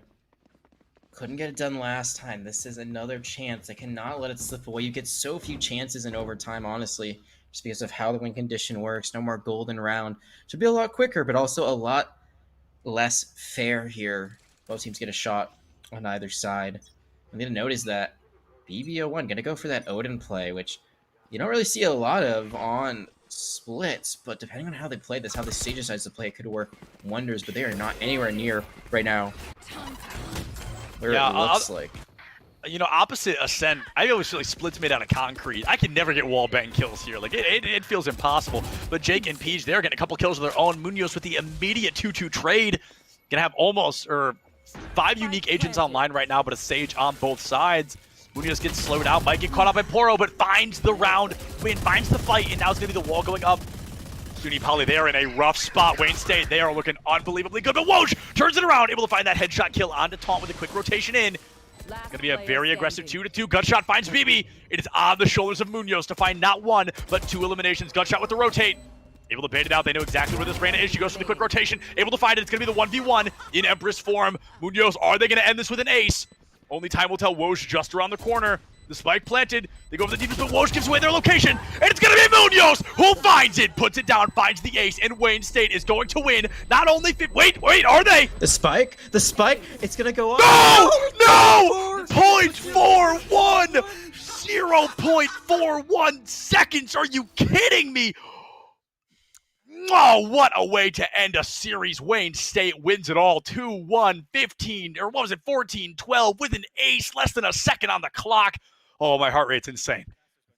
15-13 when it was all said and done. Whatever numbers, it was great. Yeah, we're not good at them anyway. And I feel like you said it the round before, like, you're like, it's not Wayne State getting done. It is Munoz who gets it done. Munoz. There, the ace, the less than half a second to get that spike defused. It's so clutch. I mean, that's all you could ever want out of a duelist player. That is the hard carry at its best.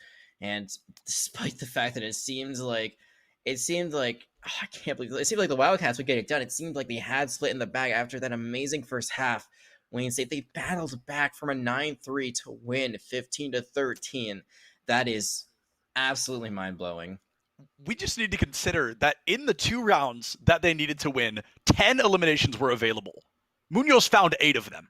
That's crazy. That is how that happened. An ace and a 3K in the round beforehand. That truly was Munoz just picking the entire team up and walking across the finish line. But we're going to throw to a super short break before we call it a night. We are going to have an interview with one of the players from the winning team, and we'll be right back in just a couple of minutes.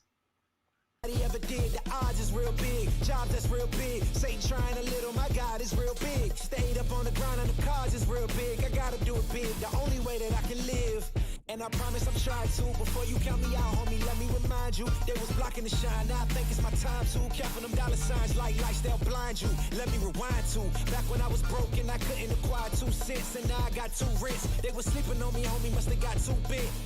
Call my phone, I be like, who this? Damn right, hell yeah, I'm brand new. Smell like can too.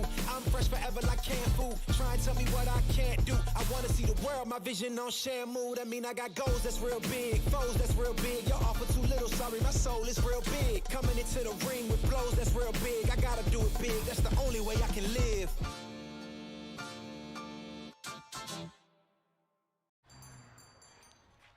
What will you like today? Another Cloud 2 Classic? I'll stick with the usual. Maybe take a little bit off the sides.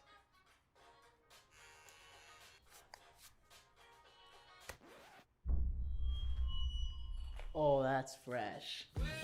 The HyperX Cloud 2 Wireless. Legendary comfort goes wireless. Hey, watch your head. What sound experience would you like today? I'll have the fantasy pack. Good choice. And could you make it a Cloud 2 Wireless? On his way, sir.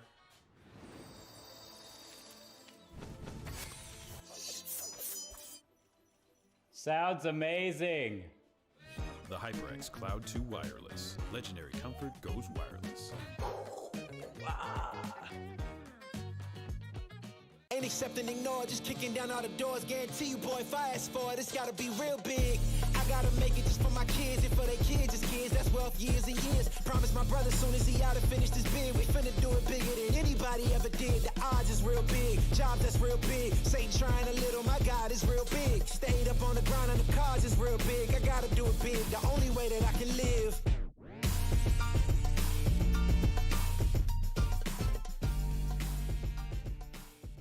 Hey man, I just can't find a comfortable headset. I mean, I've tried everything. Literally everything. Sheesh, my brother. I got you. The HyperX Cloud 2 Wireless. Legendary comfort goes wireless. That is comfortable. Y'all think too small, I got big dreams. You just starting, I'm way ahead at the end scenes. Started reading and dodging all of the quick schemes. Money like your Spotify, boy, I got 10 streams. And I'm still looking for more. My people, they got a soar, I'm putting that on the Lord. Ain't accepting, ignore, just kicking down all the doors. Guarantee you, boy, if I ask for it, it's gotta be real big.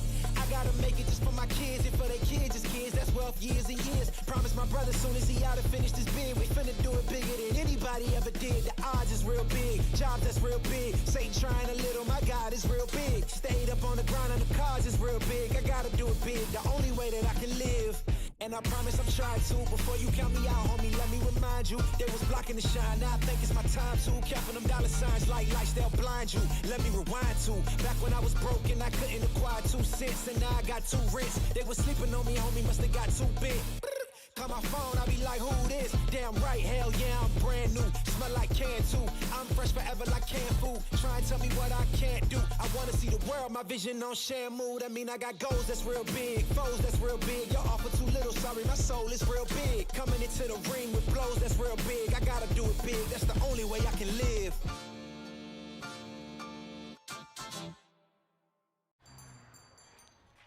What will you like today?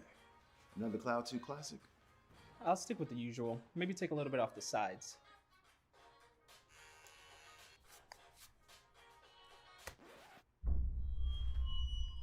Oh, that's fresh. The HyperX Cloud 2 Wireless. Legendary comfort goes wireless.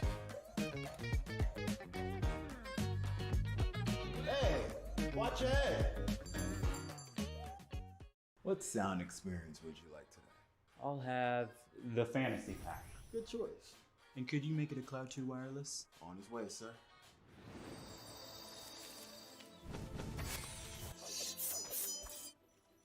Sounds amazing. The HyperX Cloud 2 Wireless. Legendary comfort goes wireless. Ain't accepting, ignore, just kicking down all the doors. Guarantee you, boy, if I ask for it, it's gotta be real big.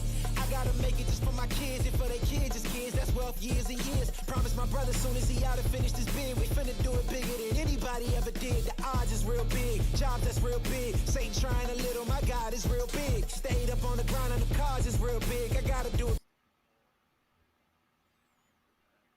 What's going on, everybody, and welcome back. After an insane 2-1 series going into double overtime 2 times in a row, we are here with Wayne State, Sky, and something else player, and I don't remember the other one, Sin. Sin, tell me, man, a simple question, but after an insanely close matchup, I mean, how do you feel after that? My heart's racing. I know that that very last round, I mean, there was a lot of noise that happened in here. We were all screaming, kind of freaking out after we got that last kill, so that was all good. But no, it was a great game and felt great. Yeah, not much more can be said on that besides it was, in fact, very, very terrific. This was a bit more personal for you guys. This was a rematch of last semester's third place matchup. You guys were able to get some revenge today, able to avenge that loss. So how does that feel? Was that what you guys were focused on, or were you more focused on just finishing out the rest of this season strong? I guess the biggest thing is, yeah, it felt great, like, obviously. I guess I didn't have the same emotions personally just because I wasn't on this team last semester, but yeah, it was great to get that dub in regards to what happened last year and such. But Most of the time, well, excuse me. I'd say the best thing is we just got the dub and we're ready to move on to next week. Yeah, Sin, I don't get why you're acting tired, man. You're acting like you just played 3 rounds of Valorant going into double overtime twice or something. What's that all about? No. So I do want to ask, though, we're not quite to that playoffs threshold yet, but we're very close. Do you think you guys are going to be able to maintain this 1-loss situation up into playoffs? I think it's very doable. I honestly think whoever we play against, every single match, there can be a winner to either side of it. I think every team in this conference is very skilled, and I think we can easily, I wouldn't say easily, but we can feasibly get the rest of the wins throughout the season, or we could lose them out. I guess it just depends when the time comes. But yeah, we're ready to, just move on and see what happens. Yeah, absolutely. So, Sin, one more question, a very simple one. I even told you it was coming, so hopefully you're ready for it. But is there anybody you want to thank or anybody you want to shout out just before we let you go for the evening? I guess we just got to thank the coach, Nick, and just thank the rest of the teammates for just making it a great season so far. Yeah, absolutely. Well, Sin, thank you so much for joining us. And please tell the rest of your team as well. We only get to interview one of you guys, but all 5 of you put in the work to make tonight possible. So really a huge congrats. Yeah, thank you very much. Yeah, of course. Thank you. And with that, folks, we are going to get to call it a night. Thanks for everybody for hanging out. I feel like we don't go to map 3s very often, let alone double overtime twice. So thank everybody for sticking around, and it has been nothing short of a pleasure. Thank you to Colton and our wonderful observers in the back line as well, making everything but our talking possible. So they have done everything else you guys have seen here today. So I always love to give them a shout out. Thank you, all of you, so much for watching. Thank you, the teams, for coming out. Check your posture, drink some water, and don't forget to love each other. We'll see you guys next time. Enjoy the rest of your night. The only way that I can live.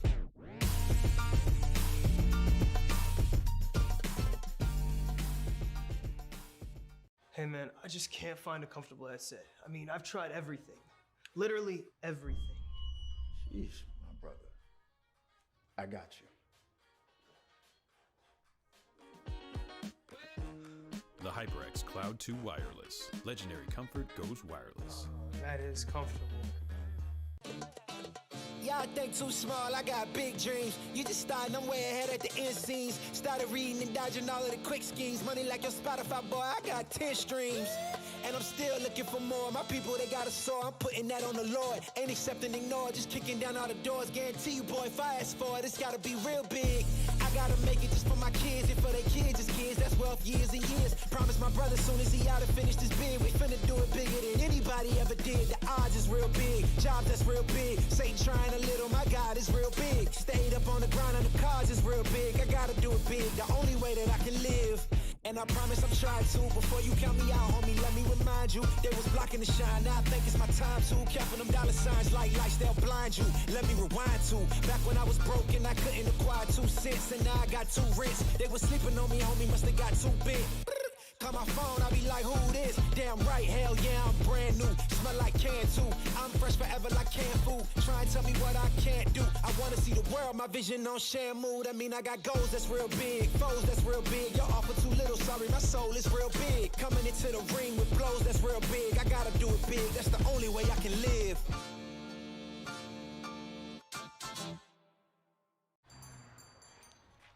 What will you like today? Another Cloud 2 classic? I'll stick with the usual. Maybe take a little bit off the sides.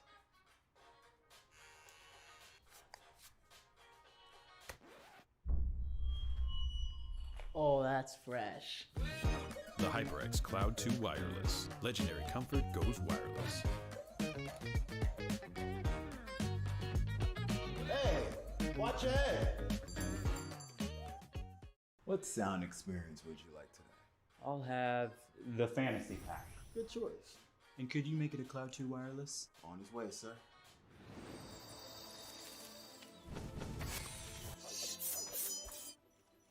Sounds amazing. The HyperX Cloud 2 Wireless. Legendary comfort goes wireless. Ain't accepting, ignore, just kicking down all the doors. Guarantee you, boy, if I ask for it, it's gotta be real big.